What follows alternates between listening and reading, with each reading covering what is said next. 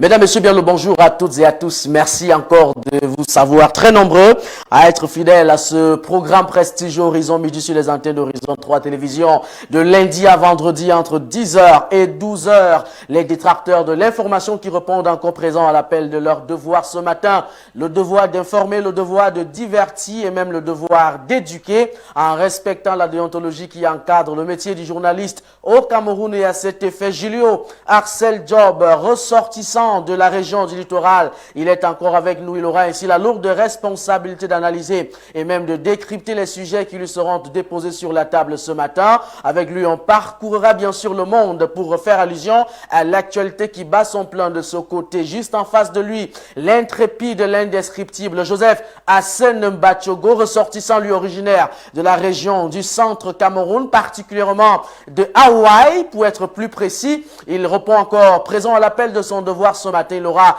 ainsi le bonheur et même la lourdeur d'analyser, de décrypter les thématiques qui lui seront déposées sur la table. Mesdames, Messieurs, l'actualité qui a donc fait parler d'elle toutes ces 24 heures. Nous aurons ainsi l'insigne honneur de vous en dire plus et même davantage pendant plus d'1h52, très exactement, mesdames, messieurs. Romaric Nouafeu, je reste, je demeure l'unique étoile du drapeau camerounais. J'ai le privilège, l'honneur, le bonheur de modérer encore pour ce matin les échanges. Julien, bonjour et bienvenue, heureux de vous retrouver ce matin. Bonjour Romaric, bonjour à Joseph Hassen Mbatchogo, bonjour à la grosse équipe qui nous accompagne ce matin, bonjour aux fidèles téléspectateurs, je pense en particulier à ceux d'Icolon. C'est chez moi, il faut toujours tirer la couverture de son côté. Qu'est-ce que ça veut dire? Je salue les gens d'Icolon. Pourquoi? Parce que c'est chez moi. Vous n'êtes plus de dôme? Icolon, c'est un fragment d'un dôme. Ah d'accord. Le dôme est tellement vaste que vous n'en avez pas la moindre idée. Je ne le savais pas. C'est un arrondissement qui compte 66 villages. Voilà, c'est 66 chefferies. Maintenant, dans les chefferies, il y a des sous-villages. Vous voyez que c'est un très très vaste arrondissement. Un village justement dans lequel le ministre d'État, le ministre des Enseignements supérieurs est allé justement adresser les salutations du chef de l'État à ses populations. C'était lors de cette cérémonie de remerciement pour la nomination d'un digne fils originaire de cette localité en tant que recteur de l'université de Bertois. Professeur Pernième, voilà, ancien directeur des accréditations au ministère des Enseignements supérieurs. Merci beaucoup, Julio Arcel Job, heureux encore de vous retrouver pour cette troisième livraison d'Horizon Midi ce matin, juste en face de vous, très serein d'ailleurs, cravate très bien abordée, de très belles couleurs, multicolores d'ailleurs. Joseph Hassen Mbatchogo, merci de répondre encore présent à votre appel ce matin. Bonjour et bienvenue. Bonjour à M. Mafeu. Bonjour également à Julio. Finalement, c'est le pays Bassa ou c'est le pays des Sawa. Finalement, vous êtes ressortissant. J'ai dit à Romaric de ne pas créer cette polémique sur le plateau parce que quand moi je t'entends parler du Bassa, donc c'est un pays Bassa. Maintenant, il dit que tu es littoral. Est-ce qu'on est ressortissant en fonction des découpages coloniaux ou bien... Voilà dans les problèmes que tu crées. Voilà, finalement, je ne sais pas. Il te dit que laisse-la faire là, ça va te caler au cou. Bon, j'en ai terminé. C'est vrai qu'au début, moi, j'avais réagi comme Arsène. Je trouvais ça un petit peu gênant. Après, j'ai fini par m'habituer à, entre guillemets, à sa folie. Mais bon, je le sais très, très intelligent. Je pense qu'il finira par comprendre que même si ça n'en a pas l'air, parce que lui, il le pense, ceux qui nous reçoivent ne pensent pas forcément la même chose. Et donc, il pourrait effectivement avoir des susceptibilités, des personnes qui se sentent exclues dans notre émission ou de notre émission, parce que d'un côté, il y a la région du centre, de l'autre. Il ne dit jamais la sienne d'ailleurs. Et puis il y a le littoral. C'est un bami. Ça devient compliqué. Voilà, c'est un bamléqué. Ça devient compliqué à un moment donné pour ceux qui nous regardent. Nous, voilà, je sais que l'idée de Romaric n'est pas d'installer les clivages. Je vois plus en cela l'idée de s'assumer. Parce que chacun de nous vient de quelque part. Mais la grande masse qui est celle qui nous écoute, est-ce qu'elle comprend les choses ainsi? Vous pourriez vous attirer de nombreux ennuis, Romaric, à l'avenir. Hein? Je les assume. Et puis le contexte, pour ma part, je pense qu'avec la montée des clivages du tribalisme, vous voyez des vidéos qui circulent, où les uns les autres parlent de la supra, par exemple, de la supra-ethnicité bamileke, où on vous dit qu'un bami vaut dire quoi, et ainsi de suite. Vous voyez donc, c'est toujours les leviers qui sont artisés par les cabinets, les officines noires pour essayer de tirer la fibre optique, la fibre ethnique autant pour moi, Parce qu'on approche d'une échéance capitale pour qu'on mette sur la table ce qu'on a souvent appelé le vote sociologique. Du coup, quel qu'en soit ce que quelqu'un te dit, à la fin, on finit par demander, il est doux, il est Bami, il est Betty, il est Bassa, il est Boulou. Pour moi, je m'offusque contre cette fixation, même si elle a un tout petit peu un volet valorisant de son aire d'origine qui, pour moi, à un moment donné, le contexte s'initie peut-être pas, parce qu'à un moment donné, on va dire, ah, c'est un Bassa qui parle là-bas, alors que nous nous situons comme des citoyens camerounais, nous parlons ici au nom de tous les citoyens, du nord au sud, de l'est à l'ouest, et c'est pour ça que je vous disais l'autre jour que l'échéance qui vient et qui est capitale pour le changement ne nous donne pas vraiment l'opportunité de pouvoir faire un repli identitaire qui n'est pas mauvais lorsqu'il faut valoriser un certain nombre d'us et coutumes, un certain nombre de valeurs qui nous sont propres et de pratiques, et peut-être notre histoire, parce que chaque peuple camerounais a son histoire. Bon, à un moment donné, je serais très ravi de parler du roi d'Mvele Zemoudouga, par exemple, etc., etc. Mais bon, comme il est téméraire, il n'a qu'à avancer, tant pis. Vous avez terminé? Non, pour continuer à faire l'émission, si tu veux te présenter ton téléphone, on n'a pas de problème. Oui, tu rendras compte à la régie, à qui de droit. Tout à fait. Je demandais si vous avez terminé de vous justifier, de tout ça. Mais il n'en demeure pas moins que demain, ce sera encore une autre introduction. Pareil, et de la même d'alors. Merci en tout cas pour cette prise de parole. Première d'ailleurs, on va tout de suite entrer de plein fouet dans ce qui nous concerne, avec le régime qui visiblement panique. On se pose véritablement la question de savoir pourquoi, parlant de l'avenir politique du Cameroun, les échéances électorales qui sont déjà très annoncées. L'octobre 2025, c'est la date officielle. Il n'y a que dans les grandes métropoles de la ville de Yaoundé, le Rassemblement démocratique du peuple camerounais qui use de certaines stratégies, notamment on a vu sur des panneaux publicitaires les affiches du candidat naturel du Rassemblement démocratique du peuple camerounais. On voit également quelques communiqués rendus publics ci et là. On voit également quelques prises d'opposition du secrétaire national de la communication du Rassemblement démocratique du peuple camerounais, le ministre d'État. Il y a lieu de se poser la question, Joseph Arsène Batiogo, les réfractaires également, on a vu Kavaï Yégué Dibril, le très honorable, en tout cas le président de la Chambre basse de l'Assemblée nationale, répondre au clergé, parlant ainsi de l'inexistence d'un diable et bien d'autres choses encore. Avec tous ces éléments, il y a lieu quand même de se poser la question, pourquoi est-ce que le régime actuel est en place panique? Il panique parce qu'il est un régime illégitime. Illégitime. Oui. Il n'a qu'un brin de légalité. La légitimité est tirée de ce qu'on appelle la souveraineté populaire. Quelqu'un a fait une analyse sur une chaîne de télévision que je ne vais pas nommer. C'est un analyse politique. Il disait que lorsque dans une région qui a 3, 4, 5 millions d'habitants, le taux de participation à ton élection est de 5%. Peux-tu te revendiquer être le président des populations de cette région-là? Ça, c'est une des grandes questions.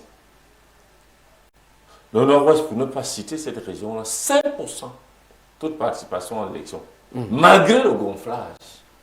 Le Sud-Ouest, 10 à 15%, malgré le gonflage. Mais finalement, donc, lorsque ceux qui ont donc, c'est une forme de hold-up électoral, vous avez volé la souveraineté au peuple, qui s'est abstenu de voter sachant que vous avez tout biaisé.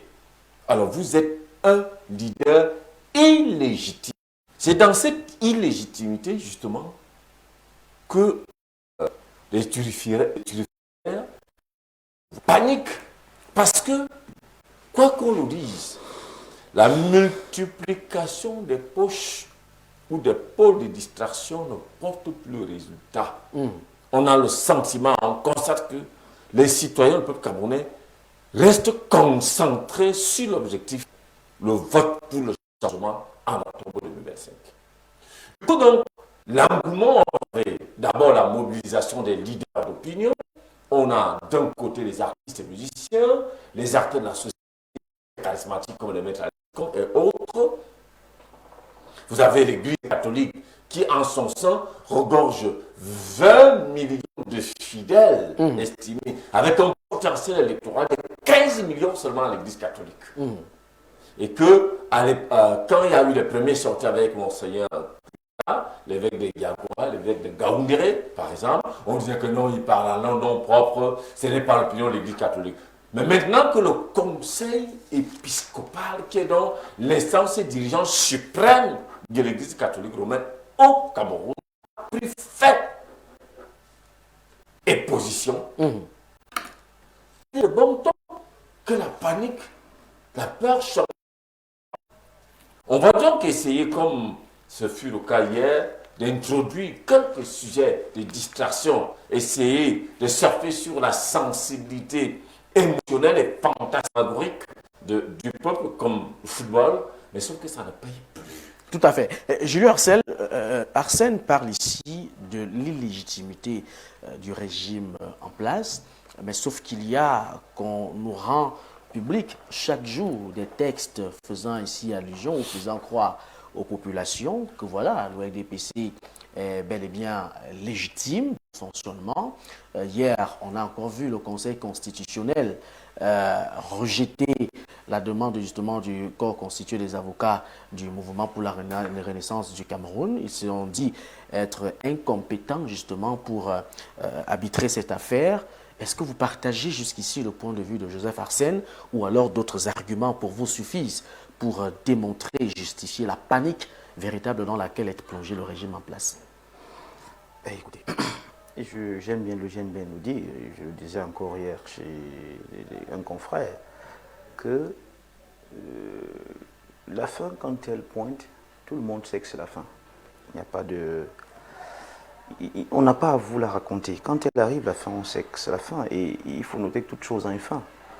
C'est tout à fait normal, au regard de la prise de conscience ou de l'esprit, de la conscience collective qui anime les Camerounais en ce moment, que le régime, de temps en temps, ait quelques moments de panique. Vous savez qu'ils n'ont pas, ou du moins les dirigeants qui sont ceux du Cameroun, n'ont pas envisagé un seul jour sans pouvoir.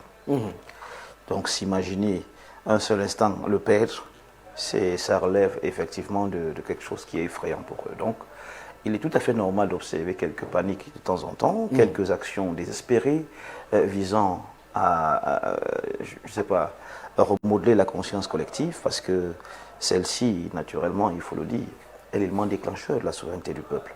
Si octobre, comme nous le pensons, devient finalement décisif, il y a de fortes chances qu'on se retrouve avec des dirigeants qui n'avaient pas prévu passer la main, mais qui se retrouvent contraints de faire face à la fin. Et dans ce cas, malheureusement, il pourrait se passer un scénario que eux ne souhaitent pas. Donc, c'est de bonne guerre, Omari, quand on a le pouvoir et quand on y a surtout mis long, comme ceux qui nous dirigent, de se maintenir le plus longtemps possible, d'essayer de faire tout ce qu'on peut pour ne pas le perdre. Quand on a dirigé pendant 42 ans, avec presque les mêmes personnes, et qu'on vous dise du jour au lendemain de partir des affaires, c'est tout à fait normal qu'on perde un peu le nord. Donc ils n'envisagent pas cette vie un seul jour sans pouvoir. Du coup, des actions isolées, des actions non préparées, des actions inopinées, il faut vous attendre à les voir de plus en plus avant octobre 2025, parce que l'objectif majeur, quoi qu'on dise, est de se fixer au pouvoir. C'est-à-dire, ils restent, ils sont, ils s'y fixent, ils restent. Il n'y a pas une option possible, autre, envisageable pour eux. Ne vous étonnez donc pas que de temps en temps, malgré les communiqués pompeux, tentant de donner l'impression qu'ils sont rassurés ou qu'ils contrôlent la situation à 100%. Oui, tout à fait. Mais ce n'est pas le cas, non.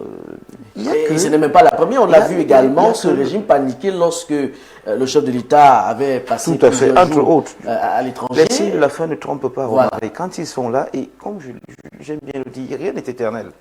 Donc, quand la fin commence à s'approcher, c'est normal qu'on panique. On a souvent vu des gens avoir peur face à la mort. Et pour eux, la fin est comme la mort, justement.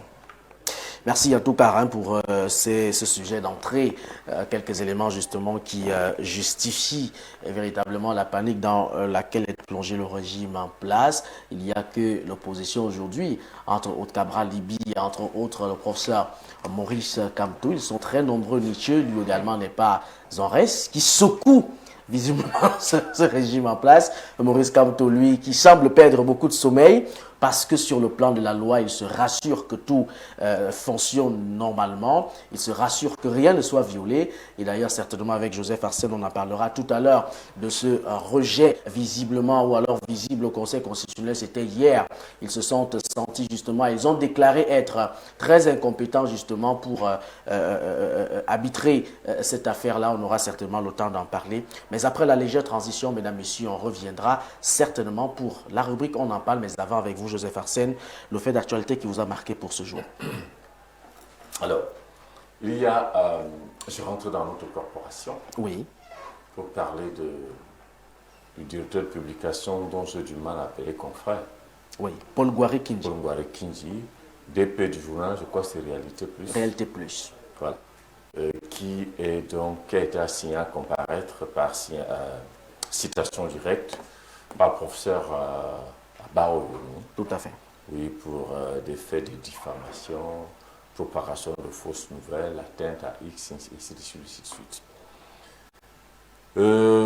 Je crois savoir que dans la quasi-totalité des forats où j'échange avec des citoyens camerounais, chaque fois que Paul Ngouaré Kindji partage la une, parce qu'il partage à la fois la une et le PDF de son journal, il n'y a personne, je dis personne, qui a eu l'amabilité de pouvoir dire, apprécier, je veux dire, sa titraille.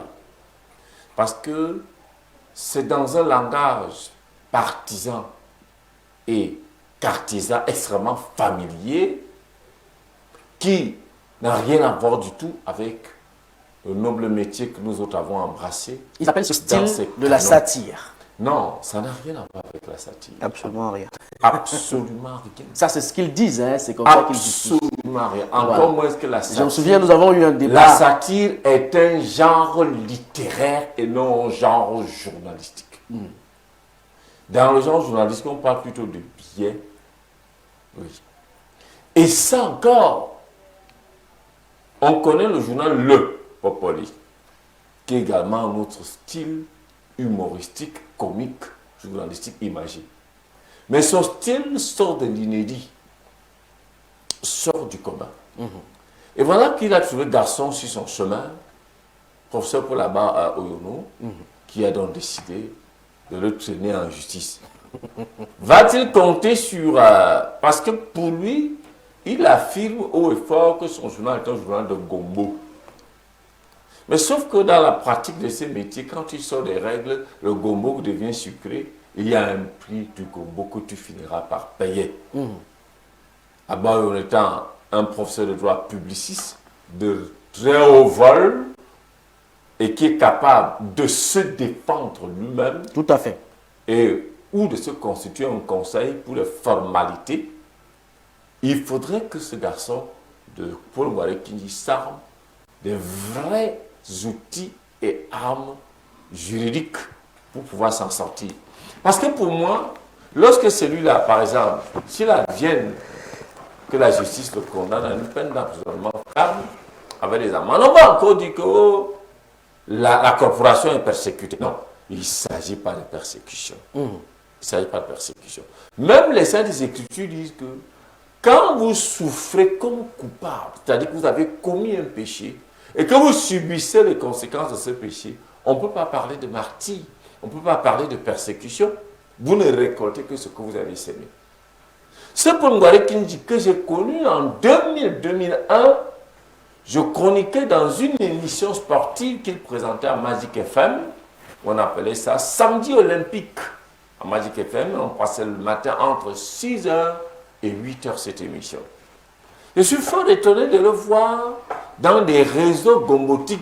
On a l'impression que la mort de Martinez Zogo, à lui, n'a pas pu tirer, n'a pas pu donner des leçons. C'est-à-dire que il s'envole, côté le gombo glisse, il glisse, il ment. Quand il se relève, si ça glisse à droite, il glisse. Qui en veut à tel manger machin si, c'est-à-dire rien à voir avec le journalisme. C'est un dossier qu'on va suivre de très près, mais tel que c'est parti là, Et tel qu'on a lu dans la citation directe, je crains que ce garçon n'ait de moyens de s'en sortir. Ils sont d'ailleurs très nombreux, hein, ils sont très nombreux, Joseph Arsène Bachougo, qui par voie de presse, parfois tiennent un langage Orgueilleux, ce serait le moins mal qu'on puisse dire de leur langage. Tout à fait, ils sont très nombreux comme ça. Julio Arcel, face justement à la corporation, vous avez, je vais les appeler des aînés qui se comportent de la sorte, certainement parce qu'à la recherche de quelques billets, parce que nous savons quand même le clanisme dans lequel certaines personnes ont accepté de s'enregistrer, des journaux à gages, mais aujourd'hui le prix à payer parfois il est très violent. Lorsqu'on sait que Désiré Stanislas, également le patron d'Albatros, avait passé quelques jours à la prison centrale de Koningui parce qu'un député de la nation également avait déposé une plainte contre lui au parquet.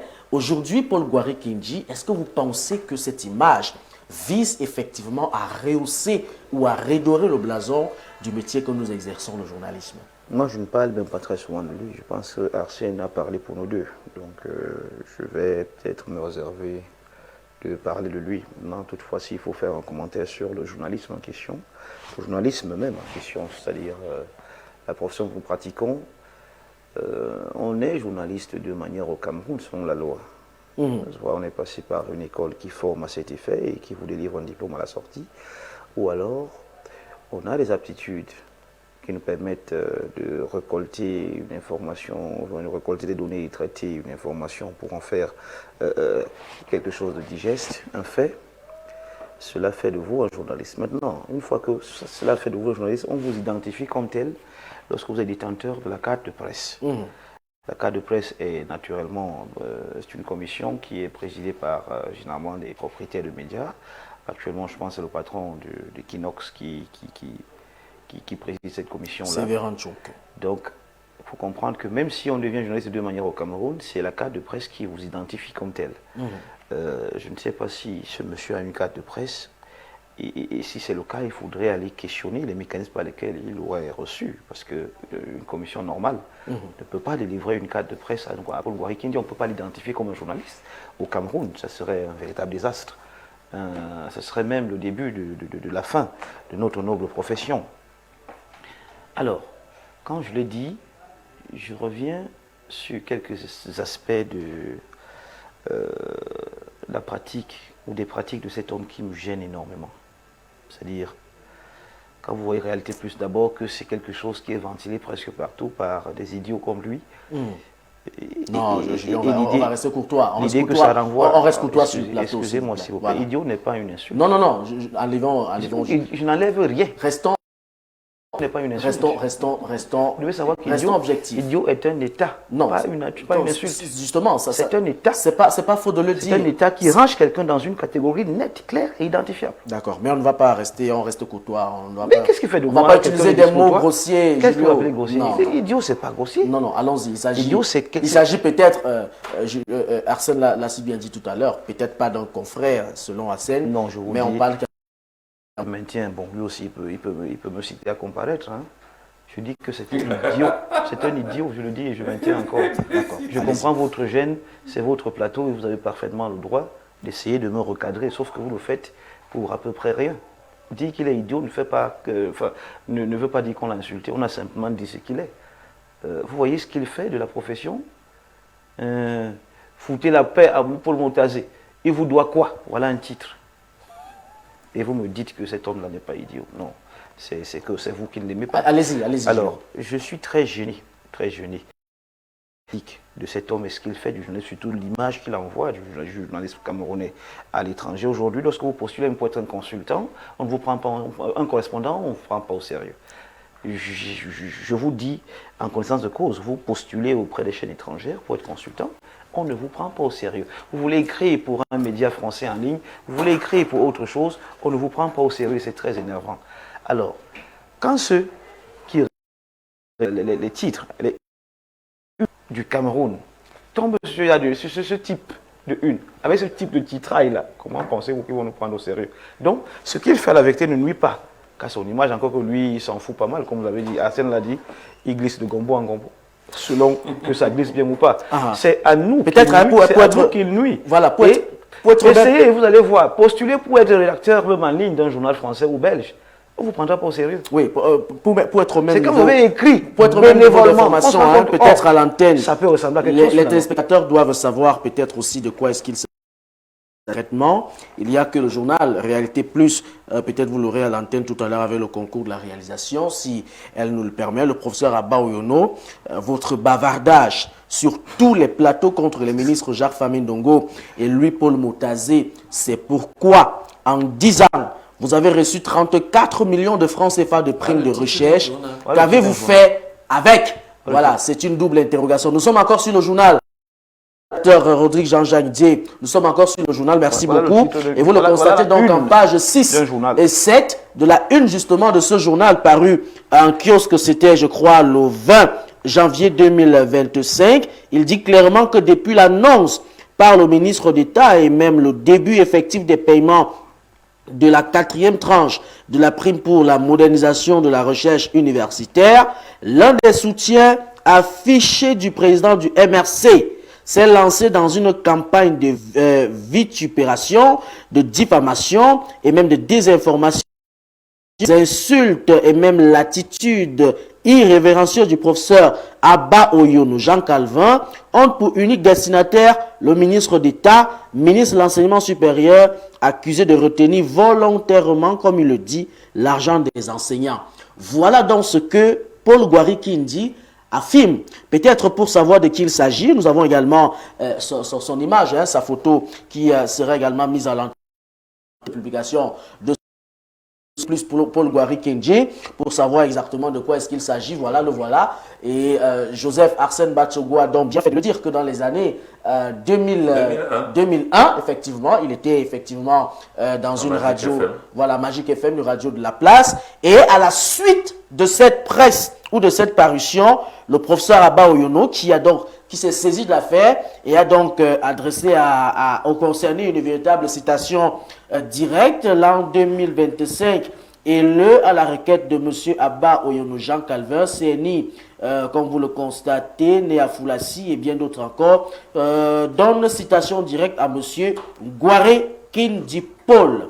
Donc, il y a des éléments également de chefs d'accusation qui lui sont reprochés. Peut-être il faut les énumérer ici avec votre permission, Joseph Arsène Batsogo. Le chef d'accusation dit que le plaignant est l'un des soutiens affichés du président du MRC. Ça, c'est les chefs d'accusation qui pèsent contre Paul Gwari Kindi. Que les insultes et même diffamations du professeur Abba Oyono ont pour destinataire les ministres Jacques Famindongo et puis Louis-Paul Motazé. Que le requérant passe son temps à bavarder sur tous les plateaux de télévision contre les ministres Jacques Famindongo et même Louis-Paul Motazé. Qu'en 10 ans, le professeur Abba Oyono a reçu la somme de 34 millions de francs CFA de primes de recherche sans toutefois rien faire, que le requérant manifeste de l'aigreur et même de la haine à l'endroit de la classe politique camerounaise et même singulièrement de celle originaire du Sud, que mis à part les sorties intempestives du plaignant sur les plateaux de télévision, quels sont ces faits d'armes que depuis 2018 le professeur Abba Oyono est capable de faire des productions et même d'avoir des docteurs, que le plaignant a décidé de soutenir un monsieur dont la candidature à l'élection présidentielle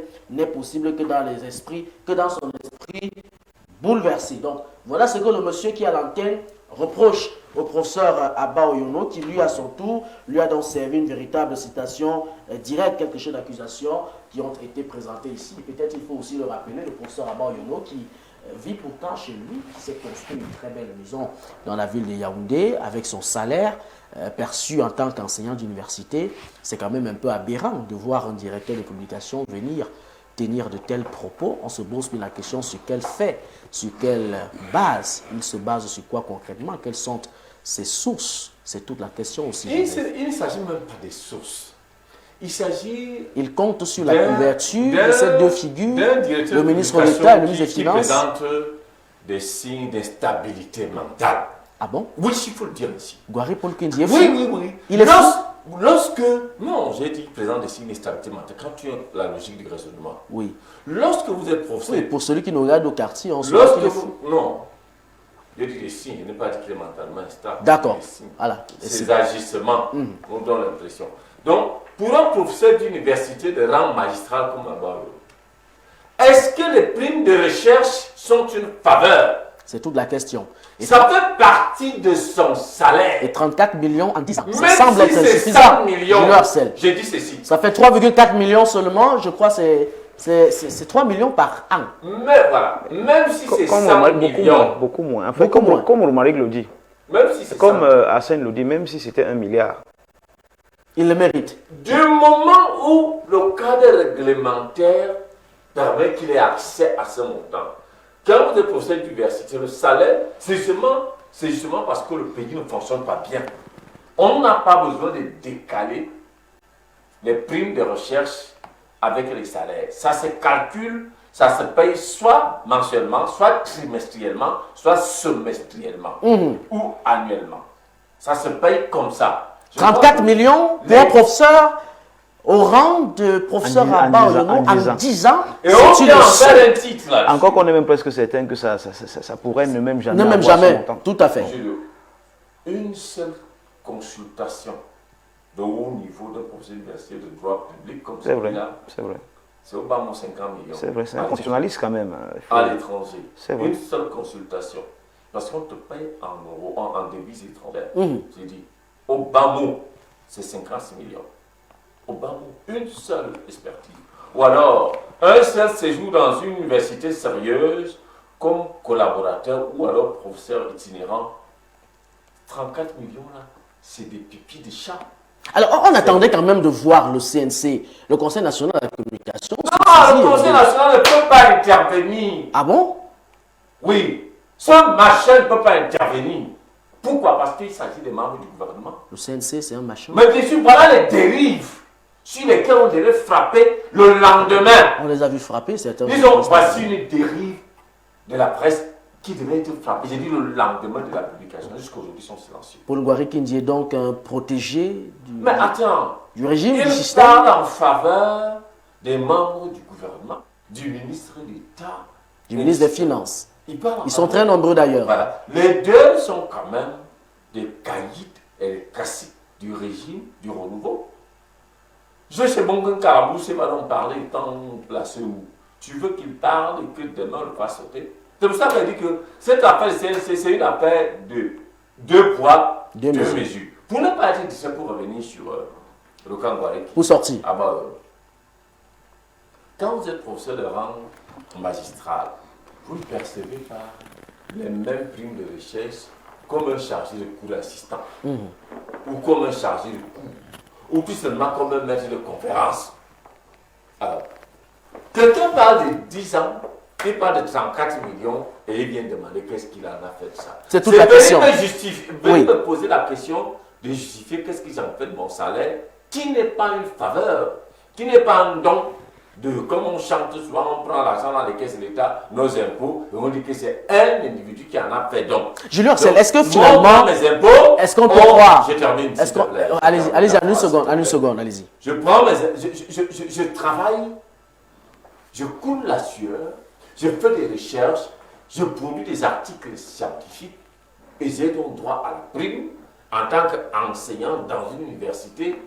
Et un gars mentalement instable vient dire que j'ai perçu cet argent, qu'est-ce que j'ai fait avec ça? Et justement, c'est une situation, ou alors c'est un acte ou un agissement de la part de ce directeur de publication qui interroge justement notre inquiétude sur le plateau. Julio, est-ce qu'on peut s'attendre à ce que la justice dise clairement le droit dans le cadre de cette affaire? Parce qu'en tant que journaliste, pour prendre position, pour traiter une information, ce traitement doit quand même être objectif. Mais bien sûr que la justice dira. Mais là, on ressent beaucoup de subjectivité. La justice Sans dira, prendre position. Hein, la justice dira le droit, ça c'est une évidence. Bon, c'est ce qu'on appelle. Enfin, logiquement, on aurait dû qualifier ça de délit de presse. Mais je pense que ça va bien au-delà. Le délit de presse, c'est clair que le CNC, ça serait saisi, et puis voilà, une petite sanction. Mais là, ça va bien au-delà. C'est une sorte de diffamation aggravée, ça c'est sûr. Et Abba qui maîtrise très bien le droit, Arsène l'a dit, vous l'avez dit. C'est pertinent bien où il va. il sait bien où il va, il sait bien ce qu'il compte affliger à Ngouari Kindi comme sanction. Et je le vois faire encore le gros dos dans les forats depuis hier, il continue à faire des partages. Il fait comme s'il n'est pas inquiété, je le vois, je ris seulement, je dis tu sais pas encore où tu vas, tu sais même pas ce qui va t'arriver. Quand il va se lancer tout seul, parce qu'il pense qu'il a des soutiens, il pense qu'il a des soutiens. Je le vois faire le gros dos, c'est tellement vous aussi. Je le vois faire le gros dos dans tous les forats là, il continue à partager, il manque. Bon, on n'a dit pas de gros mots, c'est bien ça. Certainement. Mais est-ce qu'il va lui comme arriver? on dit au quartier, et je souhaite, sur quoi il compte. Je souhaite qu'il fasse un peu de prison. Je vous le dis honnêtement. Ah bon? Je souhaite qu'il fasse un peu de prison. Pourquoi vous le souhaitez? Je souhaite qu'il soit conflit. Pourquoi vous le souhaitez, Julien Hassel? Il a déshonoré la profession. Il ne faut pas qu'on se le cache. Je vous dis que j'ai postulé à l'étranger pour ne serait-ce qu'être un petit rédacteur, correspondant rédacteur, que je sentais bien que c'est par respect qu'on ne me renvoyait pas la une de Paul Ngouari Kindi pour me dire maintenant ça c'est ce que vous faites dans votre pays, attention, soyez sérieux.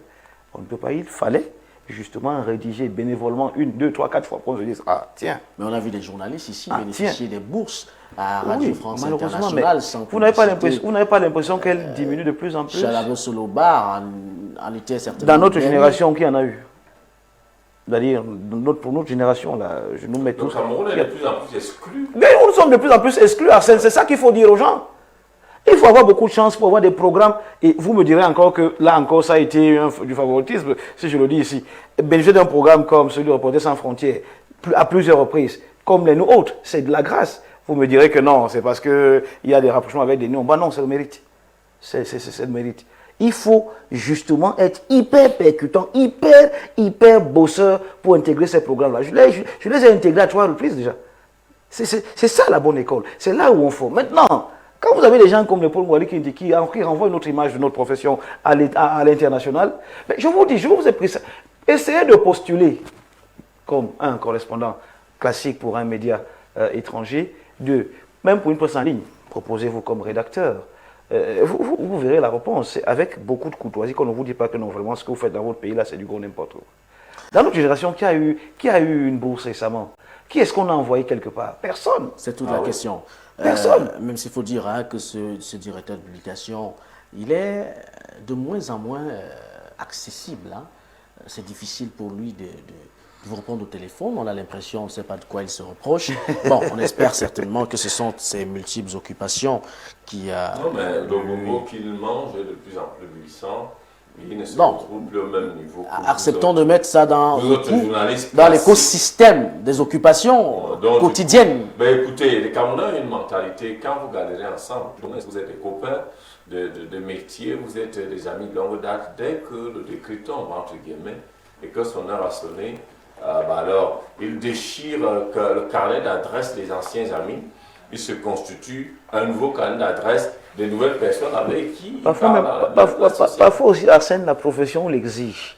C'est-à-dire, vous vous retrouvez dans une situation où vos amis d'hier, par rapport aux choses auxquelles vous êtes confrontés à présent, ne comprennent pas un peu votre quotidien. Vous êtes obligé de faire avec ceux qui le comprennent. Ça devient très compliqué. À leur niveau, là, tout est bizarre. Tout est bizarre. Ça les comprendre un peu. Tu as l'occasion de côtoyer l'un d'eux. Tu te rends bien compte que sa réalité est tout autre chose. Lui, il a dit, c'est compliqué. Il a oublié ce défait ses anciens amis.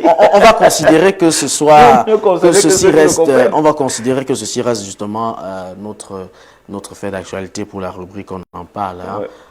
Nous sommes à presque 11 heures. On regarde aussi de la pertinence même. C'est la particularité avec les émissions qu'on fera avec Arsène. C'est quelqu'un qui aime développer. Tout à fait, tout à fait. Quand un sujet est pertinent, il faut bel et bien le laisser, tout à fait. C'est la raison pour laquelle nous allons continuer, certainement cette fois-ci, Arsène, pour vous demander, est-ce que ce cas de figure peut servir d'exemple à tout autre collaborateur ou collègue de la profession, entre guillemets, même si vous excluez, je le sais, même si vous excluez Paul Ngouari Kindi de cette corporation-là, est-ce que cet élément peut... La réponse est non. On n'attend même pas que tu fiches cette question. La réponse est non. Ils sont nombreux qui vont continuer dans cette dérive-là. Bien sûr. Pourquoi? Qu'est-ce qui justifie ça? Non, mais écoute. On a parlé de 140 millions d'appui d'aide de l'État à la presse privée. Ça ne représente rien. C'est ce qui justifie cette dérive? C'est une insulte, ça. 140 millions, c'est une insulte. Quand on a des pays comme le Bénin, nous, la Côte d'Ivoire, on est à 1,5 milliard. Le Sénégal, on est à 4 milliards. Voilà. Ah ouais. Donc, on veut donner 140. C'est une insulte. C'est comme si on en a décidé de donner juste à 2 organes de presse ou 3. Et récemment, je disais sur le plateau, un seul. Voilà. Parce que les 140 millions, Oui, ils oui. ne peuvent pas gérer les Ça ne gère pas une année de charge. Ça ne gère pas du tout. Voilà. Quand tu regardes le groupe média, par exemple, Horizon 3, qui n'est même pas encore Qui n'est pas encore à sa dimension expandu, tout à fait. exponentielle, parce que la presse ne fonctionne pas Tout encore. à fait. De toute fois qu'avec la dotation équipement et tout le déploiement et tout ce qui, qu'on soit à 140 millions là. Alors, je dis que ce n'est pas dissuasif. Pourquoi? Parce que si la justice inflige, par exemple, une lourde peine de 10 ans d'emprisonnement ferme, on va aller Kindi. Non, monsieur. Non, mais bien sûr. Monsieur, Bon, ben, allons consulter. Monsieur Hassen. Allons consulter.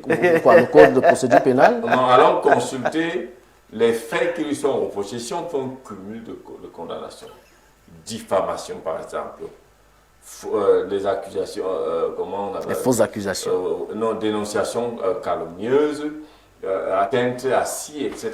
Quand on fait le cumul, là, il peut prendre 10 ans. Il peut prendre 10 ans d'emprisonnement ferme. Donc, si on lui fait 10 ans d'emprisonnement ferme, avec des amendes, parce qu'il va se constituer partie civile avec dommages et intérêts, parce que son image est traînée dans la boue, et ainsi de suite. On lui demande de payer 50 millions d'amendes, dommages et intérêts. Je crois que c'est là où les uns se posent la vie. Encore plus que même jusque-là, ce n'est pas dissuasif. Je prends un fait d'armes.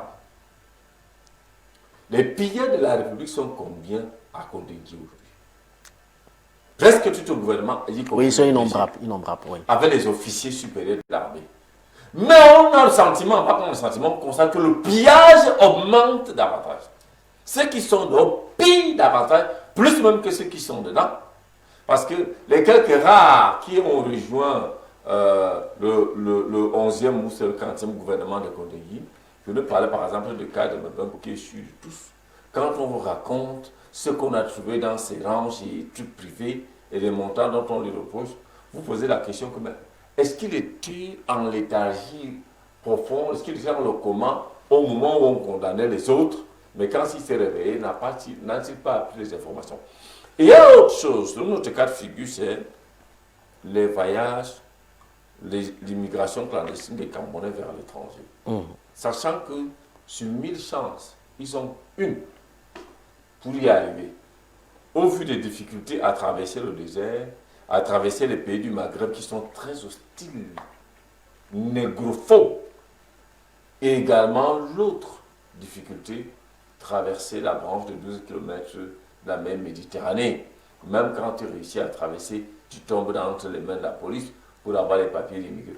Quand on voit ce labyrinthe de difficultés, mais ça n'a jamais dissuadé ou découragé les Camerounais. On a le sentiment que le pays est devenu un niveau, peut-être le 10e degré de l'enfer de la souffrance. Est-ce l'enfer de la souffrance? Est-ce le mirage que ceux qui sont les Camerounais qui sont de l'autre côté font miroiter à ceux qui restent ici? Pourquoi est-ce que les arrestations, l'opération épervier, les emprisonnements, la mort même en prison, comme les Mendoza et autres sont morts, n'a pas dissuadé ceux qui veulent de diminuer, mais ils volent de plus en plus. Hier, on en parlait encore du pillage, du tripatouillage qui s'est passé à l'organe qui s'occupe des questions de création des entreprises. Oui, le centre de formalité. Ça, c'était la micro, il y a les macro-vols organisés en bande. Par exemple, l'autoroute Yaoundé-Simalène, pardon, pas Yaoundé-Simalène, Yaoundé-Douala, longue de 196 km, budgétisé au départ à 250 milliards, je vais dire, budgétisé au départ. Maintenant, on a fait les raccords et tout, on est arrivé à 310 milliards pour les 196 km. Mais sauf qu'aujourd'hui, on a fait 60 km, on a 341 milliards de dépenses. De 60 km. Ouais, comment j'esquisse un sourire, c'est parce ceux que... qui ont pillé ne sont pas inquiets. Non, je prends les cas de pillage plus graves que ceux qui sont en prison. On vous a compris. Et qui ne décourage pas certainement le gouvernement. Clichés, deux ou trois clichés, pour que les gens comprennent. Le complexe sportif Paul Biya de Lébé. Il faut que ça garde porte son nom. On doit rester, on doit chercher. Le complexe sportif Paul Biya de Lébé. Complexe sportif qui avait un hôtel, prévu un hôtel, un centre commercial, des piscines, des natations olympiques, des autres aires de jeu, basket, volley, hand et tout le reste là. Aujourd'hui, on a un stade inachevé. Et là-bas, on vendait le sac de ciment à 16 000. Peut-être 2 fois au-dessus de la mercure. Parce que le sac de ciment à 5 000, on aurait pu peut-être vendre à 10 000. On dit que la mercure, les impôts, les taxes et tout, mais 16 000. Le camion de sable qui est vendu à 120 000, 150 000 était vendu à 700 000. Mais on a vu comment ceux qui ont géré cette affaire ont reçu les primes en termes de médailles. Ouais. Donc, quand M. Paul Ngouaré Kindji est en prison, on m'a dit qu'il a laissé l'espace, ça va même. Ne sois pas surpris que 2 ou 3 gars empruntent le même chemin pour faire la même chose, puisque c'est gombotiquement très glissant. Julio Arcel, il y a le syndicat national des journalistes du Cameroun, qui jusqu'ici ne s'est pas encore prononcé, son président et lui. Il y a le nommé Dominique Tita, qui est une figure aussi importante de ce syndicat, journaliste à Soleil FM. Est-ce que finalement, ce silence ne vise pas à démontrer le détachement du syndicat de cette affaire concernant Paul Ngouaré Kindji?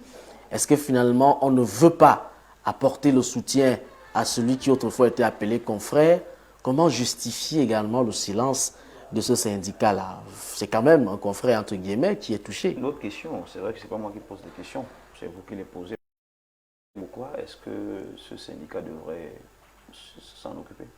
C'est un syndicat, certainement Paul Ngouaré Kindji fait partie de ce syndicat. Il y a simplement une citation. Et les règles sont claires. Une citation directe, c'est simplement ce qu'il y a en ce moment. Et je ne vois pas pourquoi le syndicat se mouillerait alors qu'il ne s'agit que d'une citation. Peut-être lorsqu'on va aboutir à l'étape de la condamnation, celui-ci va sortir.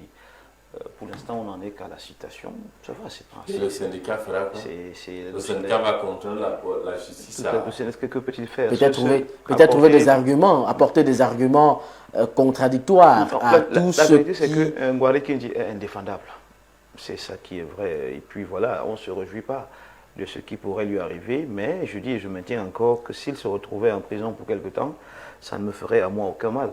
Au contraire. Je pense que j'en tirerais même une énorme satisfaction. Parce que pendant quelques jours ou semaines, vous inquiétez même ses frères qui vous regardent. Oui, parce qu'il pendant quelques jours, ils vont dire que donc Julio Arcel peut nous abandonner dans des moments difficiles. Absolument pas. Mon frère journaliste, lui, je ne suis pas sûr qu'il n'en ait pas un. Joseph l'a si bien dit, il a été journaliste. Il était présentateur. Présentateur à Magic FM. Je dis encore, remarquez que moi je suis un petit peu, je suis peiné, je suis peiné. Il faudrait justement que pendant quelque temps notre presse écrite, ce noble média, ce noble canal de transmission de l'information retrouve ses lettres de noblesse. Avec des gens comme les Paul Ngouaré Kindji dans le domaine, on n'est pas prêt de sortir de l'auberge. Et ça me gêne beaucoup, ça me gêne. Je vous dis et je maintiens encore, essayez de postuler à l'étranger, vous verrez la réponse qu'on vous renverra. Vous comprendrez alors quel point les gars s'y nuisent tellement à nos futures actions, je vous assure. Ce n'est pas qu'une histoire de Paul Ngouaré Kindji qui se limiterait au Cameroun. Non, l'étranger nous regarde, les partenaires internationaux nous regardent, le potentiel formateur nous regarde, les octroyeurs de bourse nous regardent, et ainsi de suite. Je trouve que le Cameroun est de plus en plus exclu. Voici pratiquement toute une génération, il n'y a pas de gars qui soient sortis et ont bénéficié de formations à l'étranger financées par un organisme international, ou que sais-je encore. Quand ça arrive au niveau de la CATV, parce qu'il y a des connexions entre les CATV et peut-être d'autres médias internationaux, mais dans la presse privée, des gens parlent de moins en moins, gens bénéficient de moins en moins des formations gratuites ou subventionnées. Et c'est à cause des pratiques comme celle de Paul Ngouaré Kindji. Merci, Julio, pour cette analyse. C'était le pire à Paul Ngouaré Kindji. Nous ne disons pas le droit de toutes les façons, mais je dis et je me dis encore je dis bien, nous ne souhaitons ça pas. devait arriver qu'il ça ne soit vous causait aucun problème. À la vérité, je m'en réjouirais même. Est-ce qu'il s'agit d'un souhait? On ne récolte que ce qu'on a semé. Je m'en réjouirais. Oui, même. mais il a semé une mauvaise graine. Maintenant, il a commencé à récolter le gombo. Maintenant que la face cachée du gombo, ou tout au moins le revers de la médaille du gombo, qu'il en assume, sauf s'il a partagé avec toi, tu peux donc manifester la solidarité à son endroit. Et c'est à vous d'être inquiété. Mais pour moi, ce qu'il faisait n'avait rien à voir avec le journalisme. Rien du tout, rien du tout. Rien du tout. C'est la raison pour laquelle Je ne peux pas soutenir l'imposture. c'est un imposteur. Oui, c'est un sacrilège ce qu'il fait là. D'accord. Parce qu'à bas, on est venu sur un plateau. Oui, pour sortir, on va prendre la publicité. Scientifique et juridique. Comme il en a l'habitude. Que quand, en matière de droit plus constitutionnel, il vient dire qu'il est le soutien du MSC de Cap. Ah bah oui, on est militant du PCRN en passant. C'est pour vous montrer à quel point il est lucide dans cette analyse. Ah bah oui, c'est un militant engagé, encarté du PCRN. Ah bon? Ça n'empêche pas qu'il puisse faire une analyse froide, mettant la lumière sur Camto, sur un sujet qui est vrai. Vous voyez qu'il est cloué à tous les niveaux. J'entends des soutiens de Moïse Camto, j'ai envie de m'enrouler. C'est un militant encarté du PCRN. Ah bah oui, professeur. On va rapidement prendre une petite pause. La publicité, question de satisfaire l'ensemble de ses partenaires. Et on peut vous rassurer qu'entre lundi et vendredi, vous pouvez bel dans nos locaux au service commercial pour justement voir dans quelle mesure communiquer, mais communiquer autrement et efficacement. Elle est très brune, jolie d'ailleurs, potelée comme vous aimez certainement le voir. Elle vous accueillera en bonne et due forme. Publicité, à tout de suite.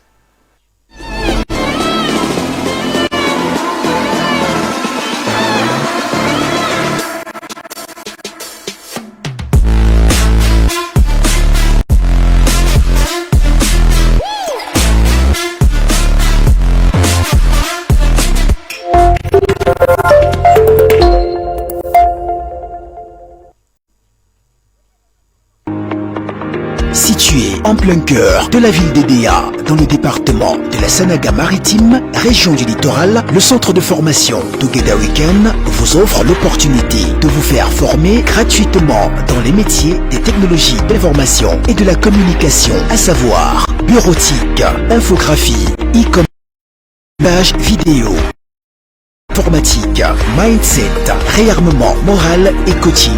Dans de l'honorable François Liba, président de l'association éponyme, ce centre dispose d'équipements à la pointe de la technologie qui vous garantissent des formations compétitives et adaptées de la modernité.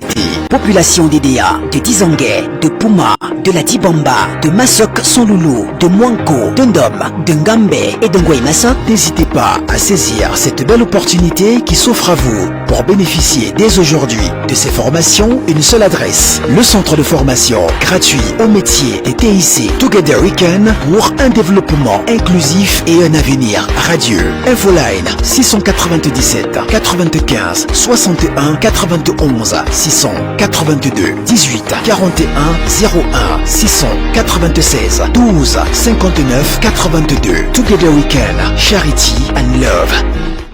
Yara Festival, Semaine internationale du premier film, ouvre sa 11e édition sur le thème « L'avenir du cinéma en Afrique ». Yara, c'est la collaboration et réseau, développement du public et l'avenir des marchés du film. C'est un renforcement de capacité pour des productions de qualité. Yara, c'est à Angola, ville pittoresque où ambiance et gastronomie nous transportent au village du festival. Yara Festival, c'est du 19 au 26 janvier 2025 à l'esplanade de l'hôtel de ville de Yaoundé. Yara.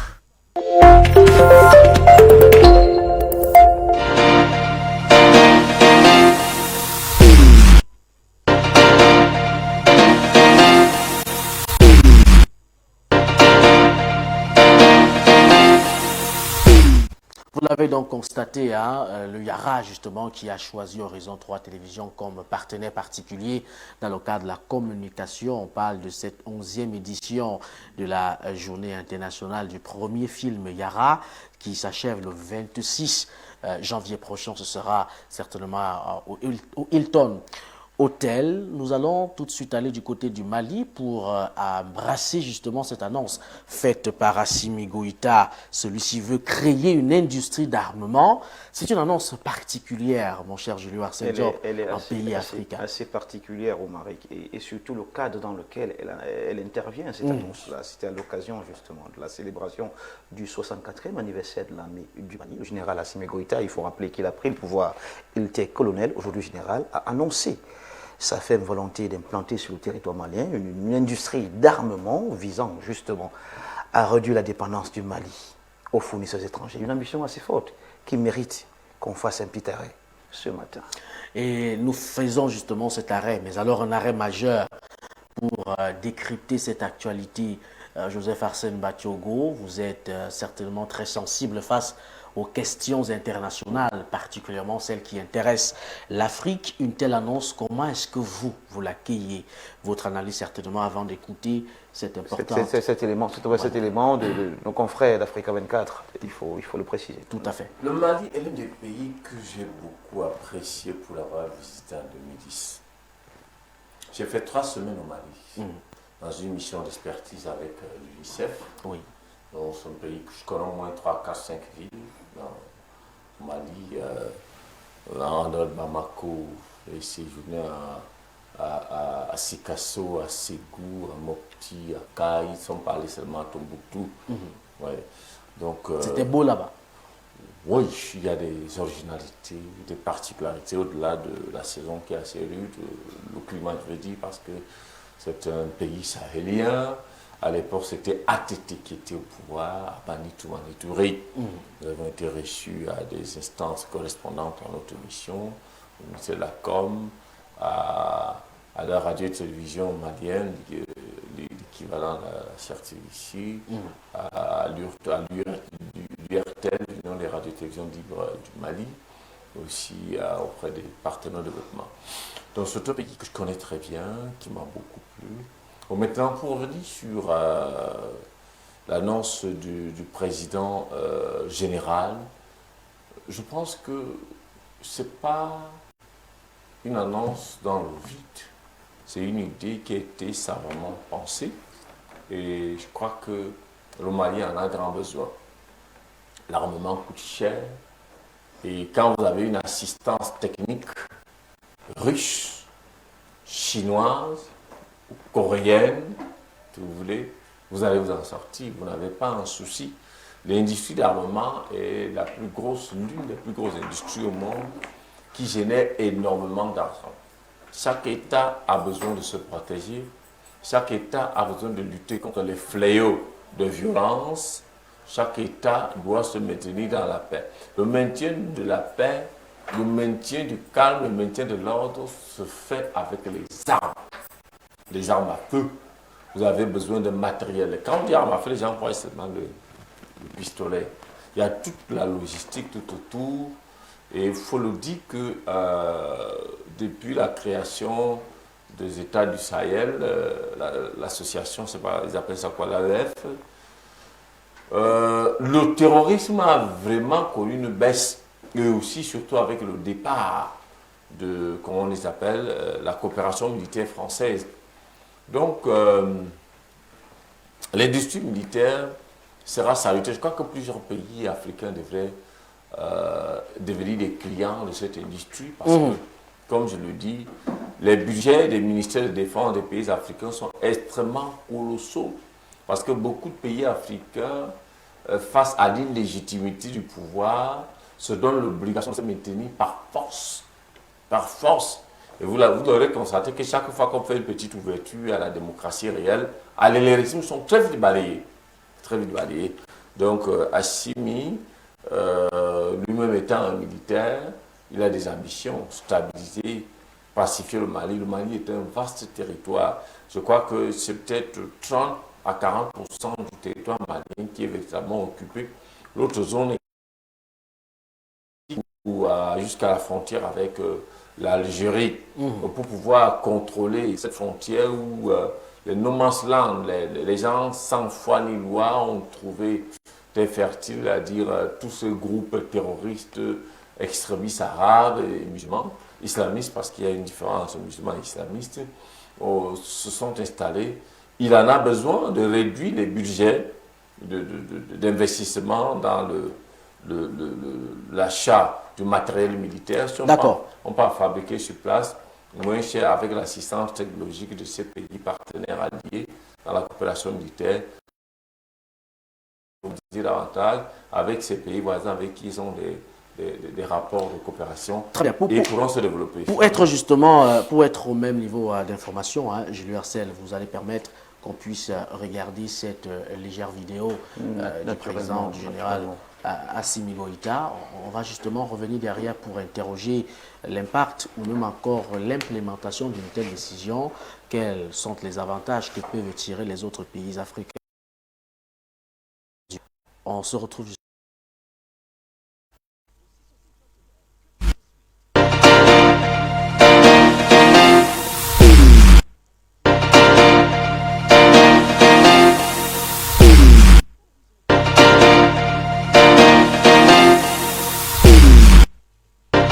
Exigences de sécurité. En vue de consolider les acquis opérationnels de 2024 et envisager d'autres succès, le processus d'équipement des forces armées et de sécurité se perfectionnera en 2025 avec la mise en place d'une industrie militaire. Nous travaillons activement à l'installation d'usines d'armement avec des unités d'assemblage d'armes individuelles et collectives. Le pays membre de l'AES aspire à diminuer sa dépendance en armement avec ses fournisseurs actuels, notamment la Chine, dans un environnement caractérisé par de grands enjeux de sûreté, en particulier la lutte contre le terrorisme. Dans le cadre de son adaptation aux nouvelles menaces, l'armée malienne s'emploiera à l'acquisition de nouveaux équipements plus sophistiqués pour en 5.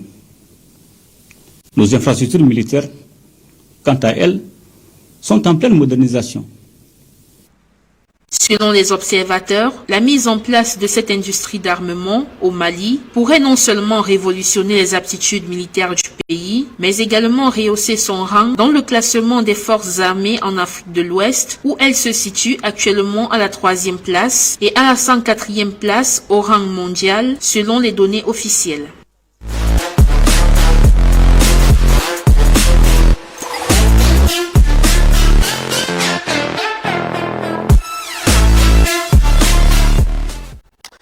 Un reportage justement de nos confrères d'Africa 24, vous l'avez certainement sans doute bien écouté, Julie Hercel. C'est donc une décision sincère et même sérieuse, mais la question est celle de savoir pour quel intérêt le général Assimi Goïta veut, n'est-ce pas, installer cette industrie, construire cette industrie d'armement en terre malienne. C'est toute la question. Pour quel intérêt? Comme je l'ai dit d'entrée de jeu, c'est essentiellement pour réduire la dépendance à leurs fournisseurs. Fournisseurs comme la Russie, la Chine, la Turquie. C'est cette mesure-là qui est visée ici. Il faut absolument trouver un moyen de pouvoir fabriquer localement, ou du moins pouvoir assembler localement, histoire de sortir un petit peu de cette dépendance. Vous savez que l'armement, comme Marcel nous disait, est un pan extrêmement lourd, extrêmement coûteux, surtout quand il intègre également l'importation. Donc aujourd'hui, si le Mali, d'ailleurs, encore qu'il ne s'agit pas que du Mali, c'est l'ensemble des États de l'AES, cette alliance-là qui veut absolument s'affranchir de la livraison du maître entre guillemets. C'est une politique plutôt de tout cœur jusqu'au bout, parce qu'on sait également que l'industrie d'armement étant l'une des plus compliquées et les plus complexes au monde, relevant d'une mafia inexplicable parfois, j'espère qu'ils iront au bout de ce projet-là, parce que une Russie qui se sent bientôt diminuer dans sa capacité à fournir les armes au Mali, une Turquie qui va se sentir diminuer elle aussi, la Chine qui est d'ailleurs leur principal fournisseur, chose que beaucoup de personnes ne savent pas, vient en tête devant la Russie, qui pourrait se voir limitée dans sa fourniture d'armement au Mali. Tout ça réuni fait que parfois les grandes puissances, ne tenant qu'à leurs intérêts, peuvent justement s'opposer aux projets nobles comme cela, mais connaissant très bien le colonel Assimi Goïta, je l'appelle colonel parce que je l'ai connu ainsi, c'est également une petite chimère en Afrique. Je voulais le retrograder, en Afrique. Il est général de toutes les façons. C'est tout le problème, c'est qu'il est général et je crois qu'il s'est octroyé 5 étoiles. C'est tout le problème, c'est à ce niveau que j'ai souvent un problème avec les Africains. C'était pas nécessaire, on peut être colonel, on reste colonel. Je comprends dans la transmission d'ordre hiérarchique. Kadhafi est resté colonel. L'ordre hiérarchique, je comprends bien qu'il ait besoin de donner des ordres aux généraux plus plus ancien et plus gradé que lui, je comprends la nécessité, mais je maintiens que lorsqu'on a un leader qui fait le consensus, on le voit très bien avec Ibrahim Traoré juste à côté, qui est resté capitaine, qui n'a pas l'intention de se promouvoir général, je pense qu'il va suivre le galon normal, il va monter chef d'escadron dans quelques jours, certainement après il va passer lieutenant-colonel et colonel plus tard s'il n'a pas abandonné le trésorier militaire en tout temps. Ce que je veux dire, c'est que l'ambition est bonne. L'idée est bonne, l'idée de réduire la dépendance aux fournisseurs étrangers est bonne. Oui. L'idée de produire localement a toujours été bonne, car à grande échelle ou aux économies d'échelle, ça revient toujours beaucoup moins cher de produire localement que d'importer. C'est une réalité. Alors maintenant, est-ce que les grandes puissances vont laisser facilement ou aussi facilement fuir leurs intérêts? C'est la question qu'on se pose. Est-ce que Assimi Goïta aura les éléments nécessaires, la barrière nécessaire pour faire face à ces fournisseurs d'aujourd'hui? Je parle quand même de la Chine, je parle de la Russie, je parle de la Turquie. Est-ce qu'il saura faire face aux pressions qui vont certainement en découler? C'est une question qu'on se pose et j'avoue, pour l'instant, on ne peut pas avoir une réponse. On ne peut pas avoir une réponse, mais en attendant, Joseph Arsène Batchogo, vous avez écouté Julio qui a présenté ici les intérêts pour le Mali d'avoir cette industrie d'armement, c'est d'annuler la volonté de rester dépendant aux fournisseurs externes. Aujourd'hui, il veut dépendre de lui-même, mais finalement, il n'y a pas que le Mali, il a des pays voisins. Aujourd'hui, est-ce que l'impact peut se faire ressentir dans le cadre de l'insécurité qui plane et qui glane même au sein de ces pays du Sahel? Est-ce que finalement, ils peuvent bénéficier de cette industrie d'armement dans les jours à venir, vous y croyez? Et quelle sera finalement aussi la place de la Russie quand on sait qu'il y a quelques jours seulement, le général Assimi Goïta et comme tout autre leader africain ont divorcé d'avec la France. Aujourd'hui, les dos qui sont tournés vers la Russie. Est-ce que la Russie va bien accueillir cette annonce-là? Pour moi, en réalité, l'industrialisation de l'Afrique ou des pays africains doit commencer quelque part. Tout à fait. Doit commencer quelque part en fonction de ce qu'on a appelé les priorités économiques et sécuritaires. Le Mali, la priorité est la sécurité. Et la sécurité coûte cher, énormément d'argent. Je pense que les études de faisabilité ont été faites et sont très claires. L'importation d'armement empêche, ralentit tout au moins les ambitions du pays. Alors il faut travailler dans la perspective de produire localement. C'est pas comme chez nous ici, où on privilégie l'importation à la production locale. Pour ce qui est, aucun pays ne se développe sans industrialisation. Et aucun pays ne se développe sans la stabilité et la sécurité. Parce que quand le doing business passe aussi par la sécurité, la stabilité des investissements. Si le pays est en proie d'agression terroriste au soulèvement régulier, les hommes d'affaires vont devoir réfléchir par deux avant d'y arriver. Et le Mali, il a compris que la France avait joué un très sale rôle, celui de fomenter et d'alimenter les terroristes pour continuer à piller les ressources naturelles du Mali. Il faut le dire que, au-delà des enjeux politiques, au-delà des enjeux sécuritaires dans le monde, il y a l'enjeu au niveau des ressources naturelles. Et l'une des ressources apparemment banales, l'eau. L'eau minérale. C'est un enjeu très important dans les années à venir. Le Mali est l'un des rares pays au monde à avoir des gisements, on appelle ça quoi, d'eau minérale d'une importance. Et cette eau est convoitée par l'Europe. Cette eau est convoitée. Vous savez, la trop grande industrialisation a fini par polluer les sols européens, mais ça coûte cher pour pouvoir traiter cette eau-là. Il devient plus facile d'importer de l'eau à partir des centrales thermiques quelque part. Donc, le Mali également en ressources extrêmement riche. Vous savez que c'est l'un des grands pays producteurs de l'or et d'autres valeurs. Ce qu'il faudrait aussi dire, c'est que le colonel Kadhafi, le guide libyen, avait fait beaucoup d'investissements au niveau du Mali, du plan économique. Or, tous ces investissements ont été ralentis du moins dans leur production, dans leur productivité, à cause des instabilités. L'armement permet d'équiper, vous vous souvenez à un certain moment donné, le coup de force qui a renversé Amani Touré, c'est que les militaires qui étaient au front au nord face aux terroristes avaient à un moment donné eu un besoin en termes d'armement, un besoin en termes d'équipement militaire, parce que les agresseurs des assaillants étaient supérieurs en qualité. Mais nous pensons que si le Mali peut produire les armes automatiques, les armes semi-automatiques, peut produire d'autres types, les roquettes, les lance-roquettes, les obus anti-chars, etc., etc.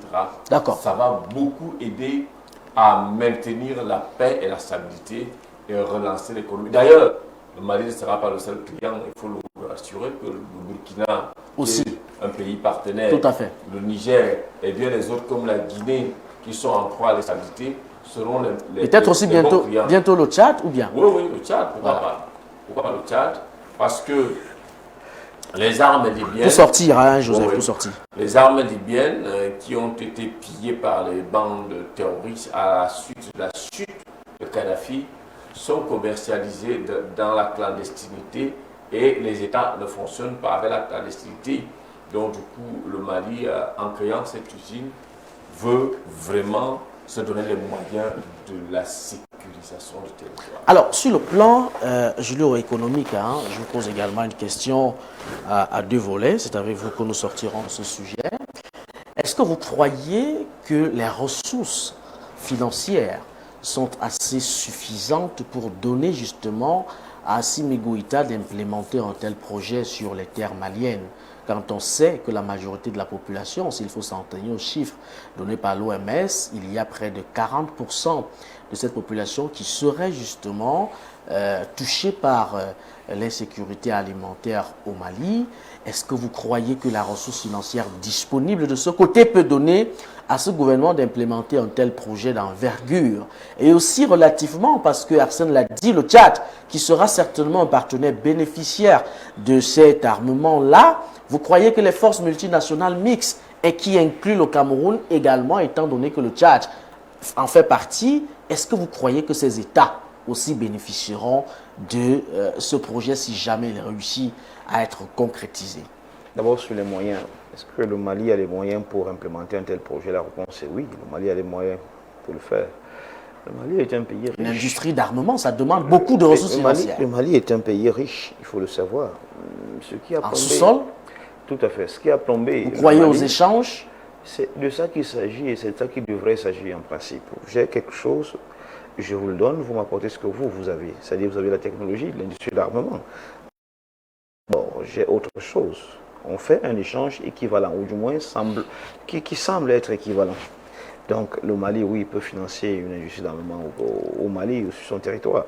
Ce n'est pas la question qui, enfin je veux dire, c'est pas la chose la plus difficile à faire. Il suffit d'une réelle volonté politique, des meilleures pratiques pour que cela soit une réalité.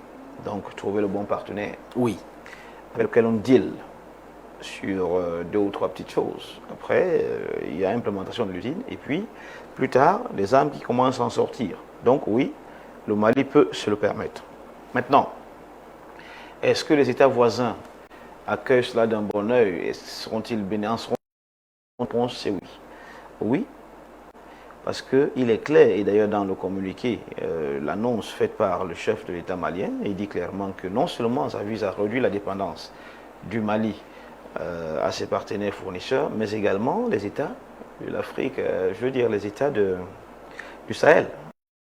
Il y a le Tchad qui aujourd'hui lui aussi est en proie à certains troubles. Vous savez que les armes utilisées par des rebelles qui aiment bien attaquer le Tchad tout le temps sont venues de la Libye. Kadhafi Mohamed en son temps disait clairement, il disait et il maintenait, c'est vrai, c'est bien, vous voulez me faire partie, mais si je ne suis pas moi Kadhafi aujourd'hui à la tête de la Libye, il y a de fortes chances que l'Afrique devienne un véritable champ de ruines sur au moins 100 ans. La Libye y compris, il avait parfaitement raison. Les armes parties de la Libye ont inondé le continent et aujourd'hui malheureusement, nous payons les frais de cela parce qu'il y a des groupes terroristes, les branches armées partout.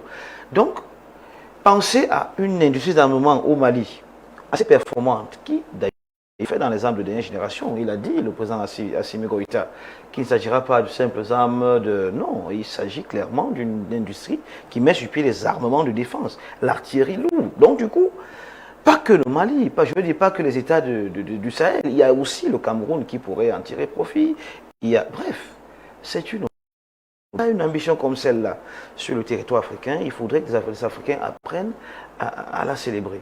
C'est l'occasion ou jamais pour un pays africain de se démarquer. Vous savez qu'aujourd'hui, la course à l'armement est devenue une priorité, car plus on est armé, plus on est puissant. La puissance des États aujourd'hui se mesure à la fois par l'activité économique, mais aussi et surtout par l'armement. Vous détenez des explosifs nucléaires, vous êtes puissant. Vous n'en avez pas, vous n'êtes pas puissant. Vous êtes juste un pays riche, mais pas puissant. C'est le comble. Donc, que le Mali commence à avoir cette ambition d'abord de fabriquer les armes de guerre et peut-être un peu plus tard commencer à enrichir l'uranium, c'est plutôt une très bonne nouvelle qui, pour nous qui sommes analystes de la scène politique, laisse au cœur du lendemain meilleur beaucoup d'espoir. Que l'Afrique commence à penser qu'elle peut elle-même fabriquer ses armes sur son territoire, c'est plutôt très bien parti. Et il n'y avait que les militaires pour penser comme ça. Un espoir partagé, vous y croyez, oui, par le Cameroun aussi, qui est visiblement en proie relativement à ces questions d'insécurité. Vous savez justement que le Cameroun est le pays qui est toujours à la traîne, vous le savez. C'est-à-dire le Cameroun, là où les autres font bien, le Cameroun s'arrange toujours à faire mal. Chez nous. Nous, on se distingue par les mauvaises pratiques. Oui. C'est ça qui nous caractérise. Quand c'est bien fait, c'est mal. Je vous ai toujours dit, d'ailleurs, prenez un exemple simple, je sors certainement par là. À chaque fois qu'il est confié à un jeune une responsabilité dans ce pays, on s'arrange toujours à saper son magistère. Parce qu'il ne faut pas qu'il fasse bien. Vous devez faire mal comme tous les autres. Sinon, le peuple pourrait se rendre compte que, donc c'était possible de bien faire. Donc, les mauvaises pratiques ne sont pas un problème dans un pays comme le nôtre. Vous allez voir d'ailleurs, si quelqu'un devait s'attaquer à une telle mesure, ce serait certainement un Camerounais. Donc, Assimi Goïta continue dans cette lancée-là. C'est un président courageux, c'est un président digne. Et, comme je le disais, ça ne pourrait venir que d'un militaire. Les militaires ont une façon pragmatique de voir le monde. Pour eux, le monde est resté. Du moins, ils ont une vision très manichéenne du monde. C'est toujours, dans leur conception, l'Afrique contre l'Occident. L'Afrique contre l'Occident. L'Occident nous pille, l'Occident nous... C'est l'Afrique contre l'Occident. Et cette vision manichéenne du monde que tout Africain devrait garder en tête. Et dans leur tête, d'abord, au regard justement de ces actes et même actions posées au quotidien pour rendre finalement l'Afrique indépendante, il faut néanmoins le dire, c'est une véritable raison, cette Afrique qui semble être comme un revolver avec pour gâchette le Cameroun. Julio Arcel Job, nous allons justement quitter cette actualité pour revenir en thématique centrale et parler de ces 560 millions de francs CFA que l'État du Cameroun a bien voulu reverser aux footballeurs locaux, ceci en vue de permettre à ce que les salaires soient également payés à ces joueurs-là. Mais il y a une véritable cacophonie, c'est un élément qui ressuscite encore le bras de fer entre le ministère des Sports et même de l'Éducation physique et la Fédération camerounaise de football. Doit-on y croire réellement? On va en parler simplement après la légère transition. Mesdames et messieurs, à tout de suite.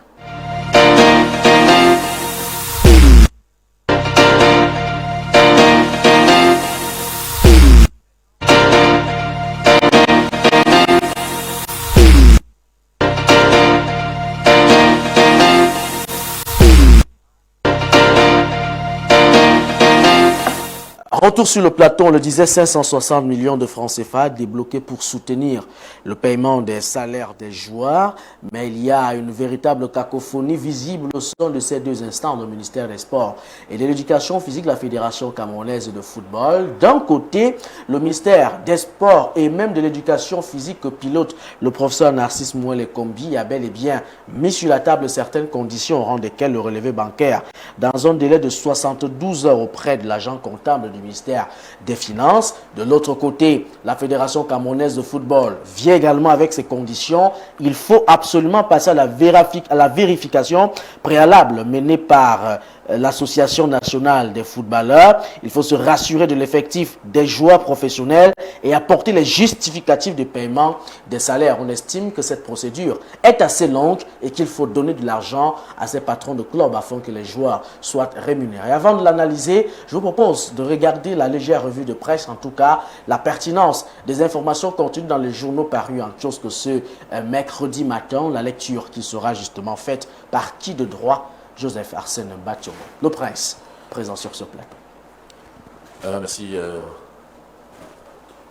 Marie, on va effectivement jeter un coup d'œil.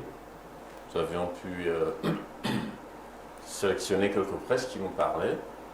On a Expression économique, on commence par là, qui parle de la grande ambition du port autonome de Douala, faisant référence à cette convention signée le 17 janvier dernier à Douala avec la société française Negri, la principale place porteur du pays par où transitent 95% des marchandises prévoyant un agrandissement de 250 mètres linéaires de quai. C'est donc l'information que nous réserve l'expression, journal Expression économique. Émergence, lui, s'est intéressé à l'avenir politique du Cameroun et titre pourquoi le régime panique tant. Tout à fait. Nous l'avons évoqué tout à l'heure dans notre discussion. Et l'info à chaud, justement, s'intéresse au sujet qui est à la grande thématique Mitsep Fekafout. Croc en jambe, c'est ce qu'on peut dire à la une, avec les deux communiqués, celui de la Fekafout à gauche et celui du MICEP à droite. Il n'a pas seulement publié la lettre qui vient du SGPR. Il est dit que le ministre des Sports et de l'Éducation physique ordonne le virement direct de la subvention de l'État au club de football concerné. Le président de la FECAFOOT camerounais de football, la Fédération camerounaise de football, n'est pas favorable et rend complexe la procédure afin d'assurer une gestion efficace et transparente de cette subvention. L'Association nationale des footballeurs du Cameroun, ANFC, est donc engagée à l'effet d'effectuer les diligences préalables à l'affectation des quotas, de quotes-parts dédiés au club pour paiement des salaires des joueurs. On va en reparler tout à l'heure justement pour savoir donc qui donne finalement les ordres à l'agent comptable du MINFI qui travaille au sein de la FECAFOOT. Au journal La Voix du consommateur, on parle de signalisation horizontale inexistante pour ce qui est de l'insécurité routière. Donc il y a des routes complètement, des routes nationales qui n'ont pas de signalisation, il n'y a pas de train.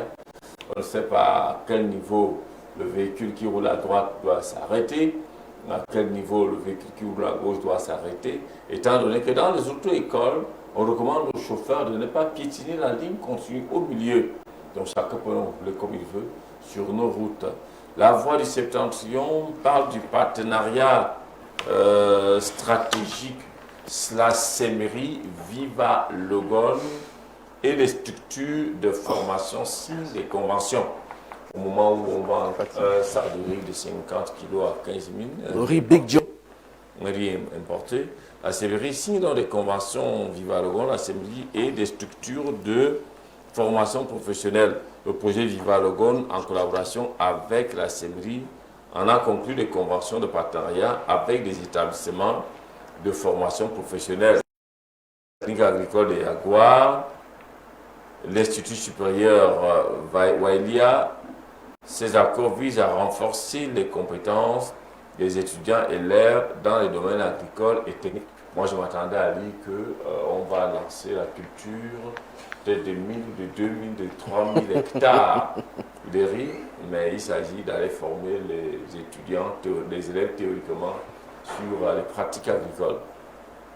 Le journal au quotidien nous parle de El Hadj Oumarou qui décroche 6 milliards en Autriche pour une centrale industrielle de traitement des déchets. Il s'agit donc du maire d'un Konsamba premier. On parle donc d'un vol industriel. Les déchets, il s'agit de quels déchets? Certainement les déchets ménagers. 6 milliards, peut-être que les autres communes, celles de Yaoundé, vont également aller en Autriche, Romaric, pour chercher à décrocher de tels accords partenariats. Ça pourrait réduire l'état d'immondice dans la Fleur. parce que avant d'arriver à la barrière qui est proche de nous, en venant du rond-point Damas, sur une distance d'à peu près 200 mètres, la route est déjà divisée en deux.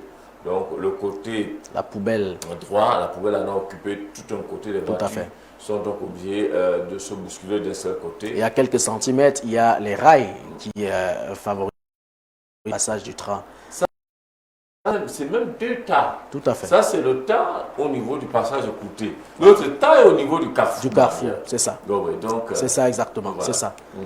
Et juste derrière nous, ici, au lycée bilingue technique de Sam et Foulane, Ouais. ils en ont fait un dépotoir. décharge de Voilà, fortune. une décharge de fortune. Voilà. Le journal Le Citoyen. Et l'entreprise qui le fait appartient au maire de la ville, N'est-ce pas? Kitchov.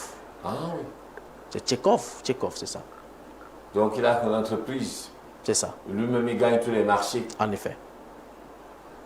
Allons lire ce que le citoyen nous réserve ce matin. Il parle de interdit les 12 inscriptions. L'élection du Cameroun a renforcé ses règles électorales en interdisant les 12 inscriptions conformément à l'article 73 de la loi électorale pour garantir la transparence et l'intégrité des élections. Est-ce que l'interdiction suffit? On avait parlé de technologie de détectage automatique de doublons, tout simplement. Le reporter hebdo lui parle et dit serein comme un délestage, avec la photo du ministre des Mines et de l'Énergie. Je crois que c'est ça. Voilà titraille. Ah, voilà. Voilà une titraille. L'incompétence et la roublardie de Lundu et Somba à l'épreuve des faits. Serein comme un délestage. Depuis la mi-décembre, le Cameroun vit au rythme de longues intempestives coupures d'électricité. Certains quartiers au cœur même de Yaoundé, la capitale politique du Cameroun, enregistrent des coupures d'électricité allant jusqu'à 3 jours. Et pourtant, le ministère de l'eau et de l'énergie, Gaston Edunde Somba, sans doute pour endormir le chef d'État qui tient au développement énergétique, là il a encore tout gâté, du pays en vue de son décollage industriel et par ricochet énergétique, il a écrit émergentiel, avait en février 2004 fait une sortie qui s'avère finalement pompeuse et propagandiste. C'est un délestage. Extraordinaire titre. Et Cameroun Tribune de ce matin lui parle de Cameroun France, le devoir de mémoire et le journal de nos impôts précise que le Cameroun, la commission mémoire créée en 2023 pour faire lumière sur la répression française du Cameroun en 1945, de 1945 à 1911, a remis son rapport hier à Paris au président Emmanuel Macron. Le président de la République, Paul Biya, était représenté à cette rencontre par le ministre directeur du cabinet civil, Samuel Bonayelo. Une cérémonie similaire prévue à Yaoundé le 28 janvier prochain. Donc on va terminer avec le drapeau qui parle de lumière sur un passage, sur un passe-partage. Il s'agit justement de cette commission qui fait dans la lumière sur cette période sombre du Cameroun. L'œil du Sahel nous parle du plus vieux monarque au Cameroun, le sultan de Goulfé, 77 ans de règne et plus ancien monarque vivant sur un trône. Et le quotidien Le Jour parle d'affaire MRCDG, les CAM, le Conseil constitutionnel se déclare incompétent. Et le journal précise que face à cette décision, Maître Hippolyte Méli, membre du conseil du parti de la Renaissance, compte saisir la cour d'appel de Fundi en espérant avoir gain de cause. Voilà donc, mutation, on termine avec mutation qui parle de l'argent de Paul Biya qui divise pour ce qui est du MINCEP et de l'Africa-Foot. L'argent de Paul Biya, c'est son argent, bien sûr. Le ministère des Sports et la Fédération camerounaise de football revendiquent chacun la gestion des 560 millions de francs CFA octroyés au club sur très haute instruction du chef de l'État. Voilà donc, Romaric, ces journaux abordent pratiquement les sujets qui ont également attiré notre attention ce matin, comme celui qu'on va dérouler dans les 10-15 prochaines minutes. Tout à fait. Joseph Arsène, merci infiniment pour cette présentation lucide et même objective de la presse parue en kiosque ce matin. Sa pertinence oblige. Et le journal Info à chaud, vous êtes passé dessus tout à l'heure, de Delors Magellan Kamsu Kamgan, nous intéresse. Lui qui a justement titré sur cette affaire opposant le MINSEP et la Fédération camerounaise de football. Le dos dans le dispatching, chaque institution voudrait justement se faire une part du gâteau à partager également par la suite à ses joueurs locaux. Vous pouvez donc le constater, c'est le titre que nous avons choisi à décrypter, ce croc en jambe entre le ministère des Sports et de l'Éducation physique. Julien Arcel, vous avez sans doute information sur cette actualité. 560 millions de francs CFA à repartir aux joueurs locaux. Nous sommes là dans le cadre du football local. Le ministère des Sports et de l'Éducation physique qui a posé ces conditions. De l'autre côté, la Fédération camerounaise de football également qui a posé les mêmes conditions. Finalement, un jeu trouble. Qui doit faire quoi quand on s'en tient au communiqué rendu public par le ministre d'État, secrétaire général de la présidence de la République, Ferdinand Gongo? Oui, Romaric, moi je dois vous dire, vous connaissez ma sympathie, la grande admiration que j'ai pour Samuel Eto'o, vous la connaissez. Mais pour une fois, je vais peut-être vous décevoir. C'est-à-dire, je vais décevoir. C'est pas nous que vous décevez. Non, je dis vous décevoir par rapport à ce que vous savez de moi et de l'admiration. Et de votre proximité avec Samuel Eto'o fils. Alors, je pense qu'il est bien qu'on puisse parler au président d'Africa Foot en lui disant ce qu'on pense des fois. Moi, je suis de ceux qui pensent, hein, sans faire d'amalgame, même si... Vous causez avec lui dernièrement j'ai quand même eu l'honneur d'échanger avec lui. D'accord. Donc, ce que je veux dire, c'est que même si la vérité est que je suis pour l'état de droit, ça veut dire que l'ordonnateur de la dépense en ce qui concerne le football, c'est Samuel Eto'o au Cameroun, et l'ordonnanceur, c'est l'agent comptable du MINFI affecté à l'Africa Foot. Tout à fait. C'est comme ça que ça marche. Peut-être Joseph va nous dire tout à l'heure qui est le vrai patron de ce mec-là. Alors, à côté de cela, non, le vrai patron, c'est qu'il est cadre du MINFI détaché à la Fédération camerounaise de football. Et il obéit donc aux ordres de qui? Pas forcément. Lorsqu'il s'agit maintenant, parce qu'une fois que vous êtes détaché... Ne vous perdez pas dans votre analyse. Allez-y, on va revenir sur cette question. Détaché, tout à fait. Lorsque vous êtes détaché, vous devenez forcément sous les ordres de celui vers lequel vous allez. Donc, Eto'o ordonne la dépense. Lui, il exécute et il ordonnance.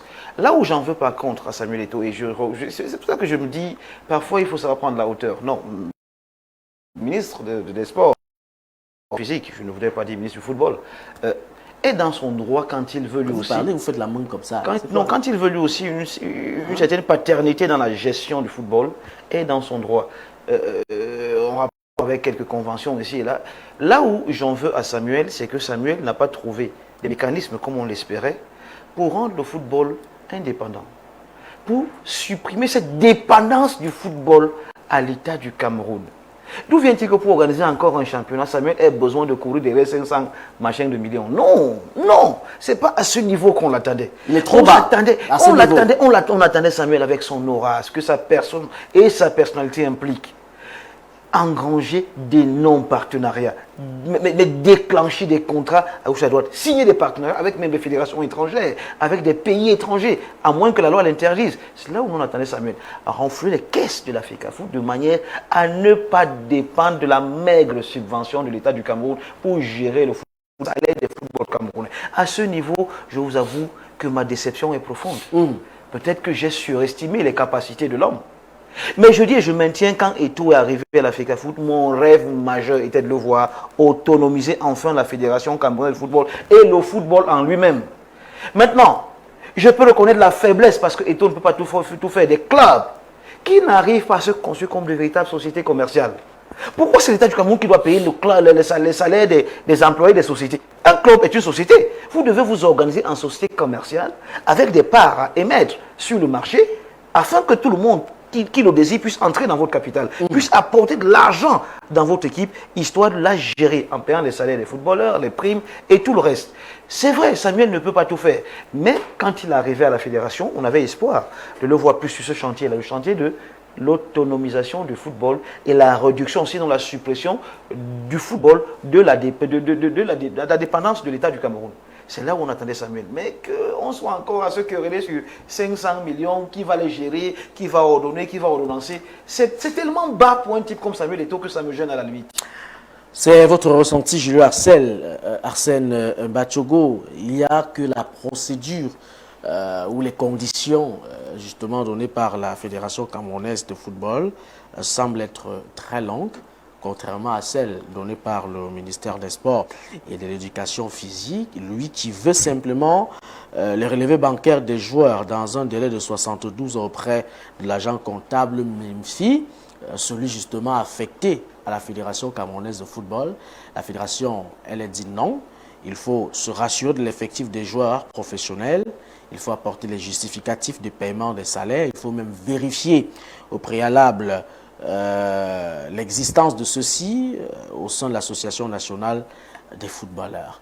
Est-ce que de telles conditions, visiblement, ne visent pas à dénaturer le rapport qui était même déjà dénaturé, davantage entre les deux instances, MINSEP, FECAFOOT, qui doit faire quoi? On sait, Julio l'a si bien dit, que c'est la Fédération camerounaise qui, à la réalité, devrait payer ces joueurs-là. Mais quand on s'en tient aussi à la note rendue publique par le SGPR, il y a confusion partout.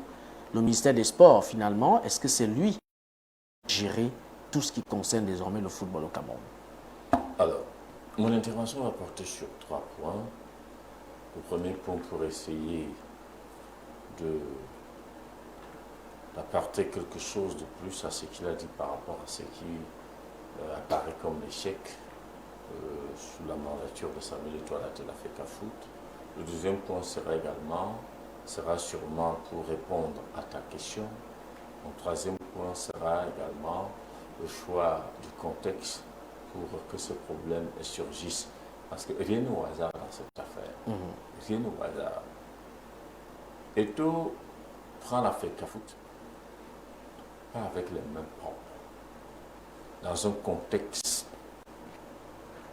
électoral aussi, dans un contexte où le pouvoir en place voit de plus en plus sa légitimité contestée. Quand je dis prend, tout part avec la Coupe d'Afrique des Nations, où si le glissement était connu, ça allait mettre l'élection actuelle du président, malgré les officines de fraude, en difficulté. Il apporte donc sa caution pour mentir au peuple.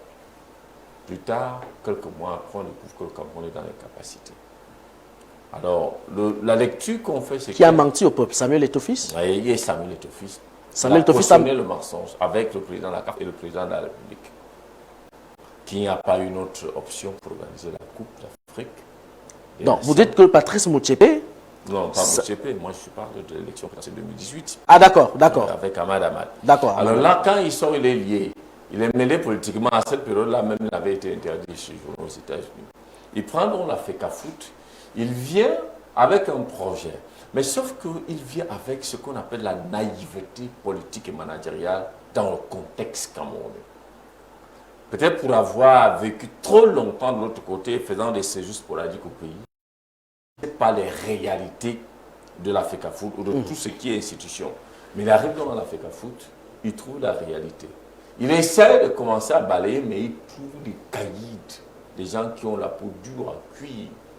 On lui met dans les bâtons dans les routes. Comment vous expliquez qu'il n'y ait pas une collaboration entre le gestionnaire des stades et la FECAFOOT? Pourtant, la FECAFOOT fait partie des principes, d'ailleurs, je vais dire actionnaires en termes de possibilité d'entrée de l'argent dans les stades du Cameroun, parce qu'au-delà des Lions indomptables, ce sont les championnats Elite One et Elite 2 qui sont donc une activité majeure de la FECAFOOT qui peut faire entrer l'argent dans les stades que gère Belge de Francois. Mais regardez comment ça se passe entre les deux.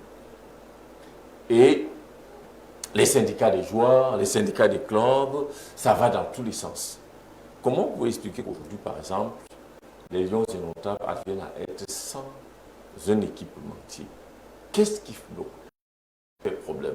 Les gérants, ce qu'il y aura. Je voudrais dire une chose, c'est que, souvenez-vous, je suis en train de répondre à ta question, en 90, lorsque les Lions battaient l'Argentine avec cette euphorie, les liesses et les joies, c'est dans cette ambiance effervescence que le président actuel a profité pour faire une annonce capitale sur le plan politique. Je n'étais pas encore très conscient. Peut-être que tu n'étais pas encore né. 90, je n'étais pas conscient. Tu n'étais pas encore né ou tu n'étais pas conscient? Je n'étais pas conscient. Dis la vérité. Bon, de toutes les façons, Il n'était pas encore né. voilà. Il a donc fait une annonce très, très fondamentale, celle qui consistait à opérer des mutations sociopolitiques avec le retour au multipartisme, d'ailleurs qui n'a pas été douce, hein, qui a été violent parce qu'il y a eu beaucoup de sang qui a coulé de ce côté-là. Maintenant, vous voyez donc que nous sommes à l'ère des contestations ouvertes du régime actuel, de l'expression, bien évidemment, populaire d'une volonté, d'une nécessité du changement. Et des personnes de probité morale avérées ont pris position. Alors le régime trouve moyen de sortir cet autre épisode, MINSEP FECAFOOT. En réalité, quand il lit les trois communiqués, celui du SGPR, celui de la FECAFOOT, celui du MINSEP, le dénominateur est commun. Le paiement des salaires des joueurs.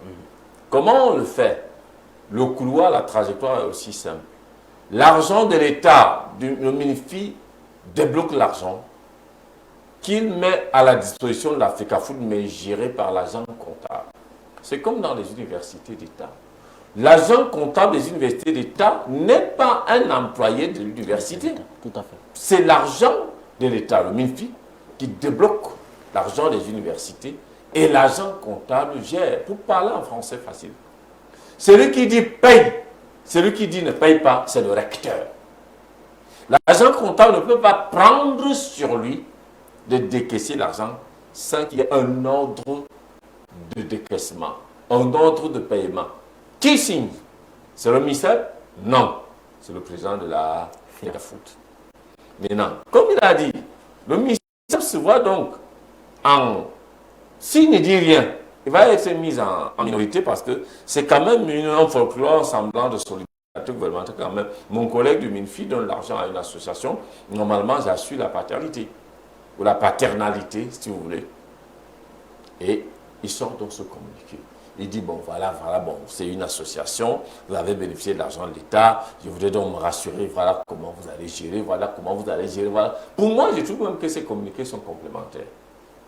Ils sont complémentaires parce que le MINSEP, lui, vient, comme le SGPR, balayer. Ce n'est pas lui venir parler des détails des gestions.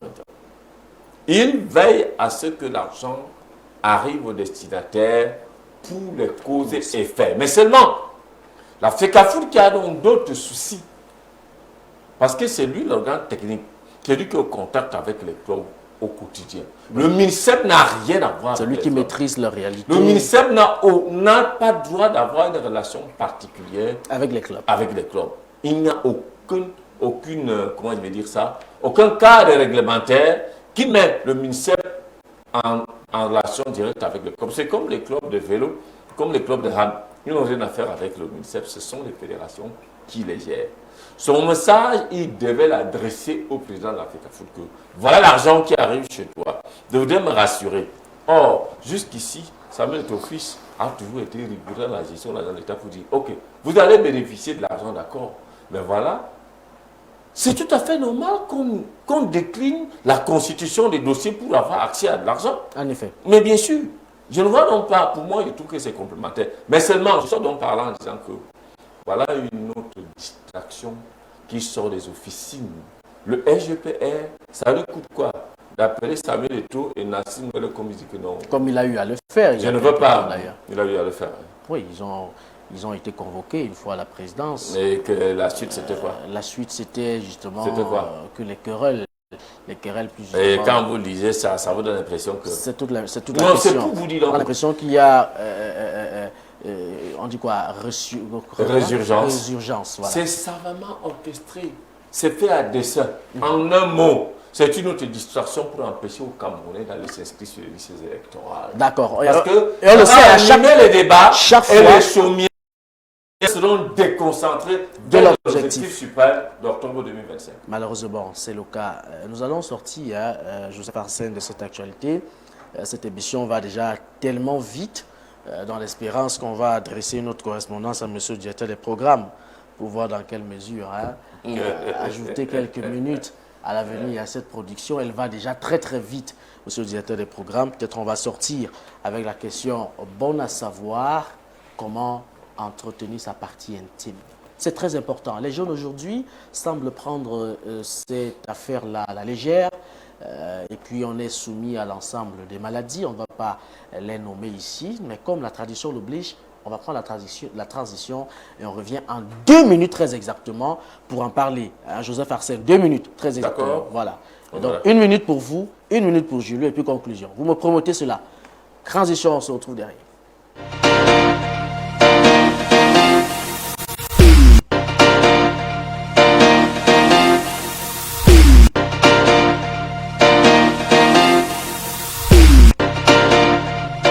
Julio Arsène Diop, quelques conseils à donner à ces jeunes petits frères cadets et peut-être aussi ceux qui jusqu'ici ne savent pas comment prendre soin de leur partie intime. Est-ce qu'il y a même pour un homme une façon particulière de prendre soin de sa partie intime? Ce n'est prendre son bain. Moi, je pense que pendant qu'on prend son bain, on a l'occasion de s'entretenir. Il faut justement arrêter de complexer les jeunes. On n'a pas assez de temps pour pouvoir développer cela, mais je pense qu'on complexe les jeunes inutilement. Pendant que vous prenez votre bain, prenez la peine également de lui faire un bain. De lui C'est aussi simple que ça. Donc vous n'êtes pas pour les crèmes, ceci? Non, les crèmes, moi je pense que c'est pour ceux qui utilisent leur partie intime pour autre chose. Il y en a qui l'utilisent comme investissement, hein, et il y en a pour qui c'est un capital. Et donc, comme Marcel le dit, c'était le business. Moi, je pense qu'avec un simple gel hydratant qui respecte les normes adaptées à votre peau, c'est largement suffisant pour faire également le bain de votre partie intime, vous l'homme. C'est pour les femmes, on dit souvent que c'est un peu compliqué, mais là encore, les spécialistes disent que le vagin s'auto-nettoie et que le reste n'est que pur simulacre. D'accord. Pendant que vous prenez votre bain, faites-lui également un bain. Tout à fait. C'est ce que moi je pense naturellement. Joseph Arsène, un dernier mot à dire sur ce sujet?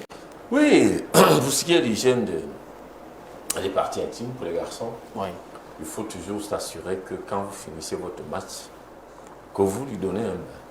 D'accord. Oui, c'est important. Un bain après le match? Oui, c'est après le match. D'accord. Et puis quand vous vous lavez... Peu importe le vainqueur. Non, le match, moi je ne suis pas arbitre de ce genre de match, mais il y a toujours le match. L'autre chose, c'est que quand vous prenez dans le bain, rassurez-vous de sécher bien vos testicules. Ouais. Quand ils restent trop humides, ils peuvent être exposés au développement des bactéries et qui à un moment donné peuvent vous créer des petites démangeaisons. D'accord. Ouais.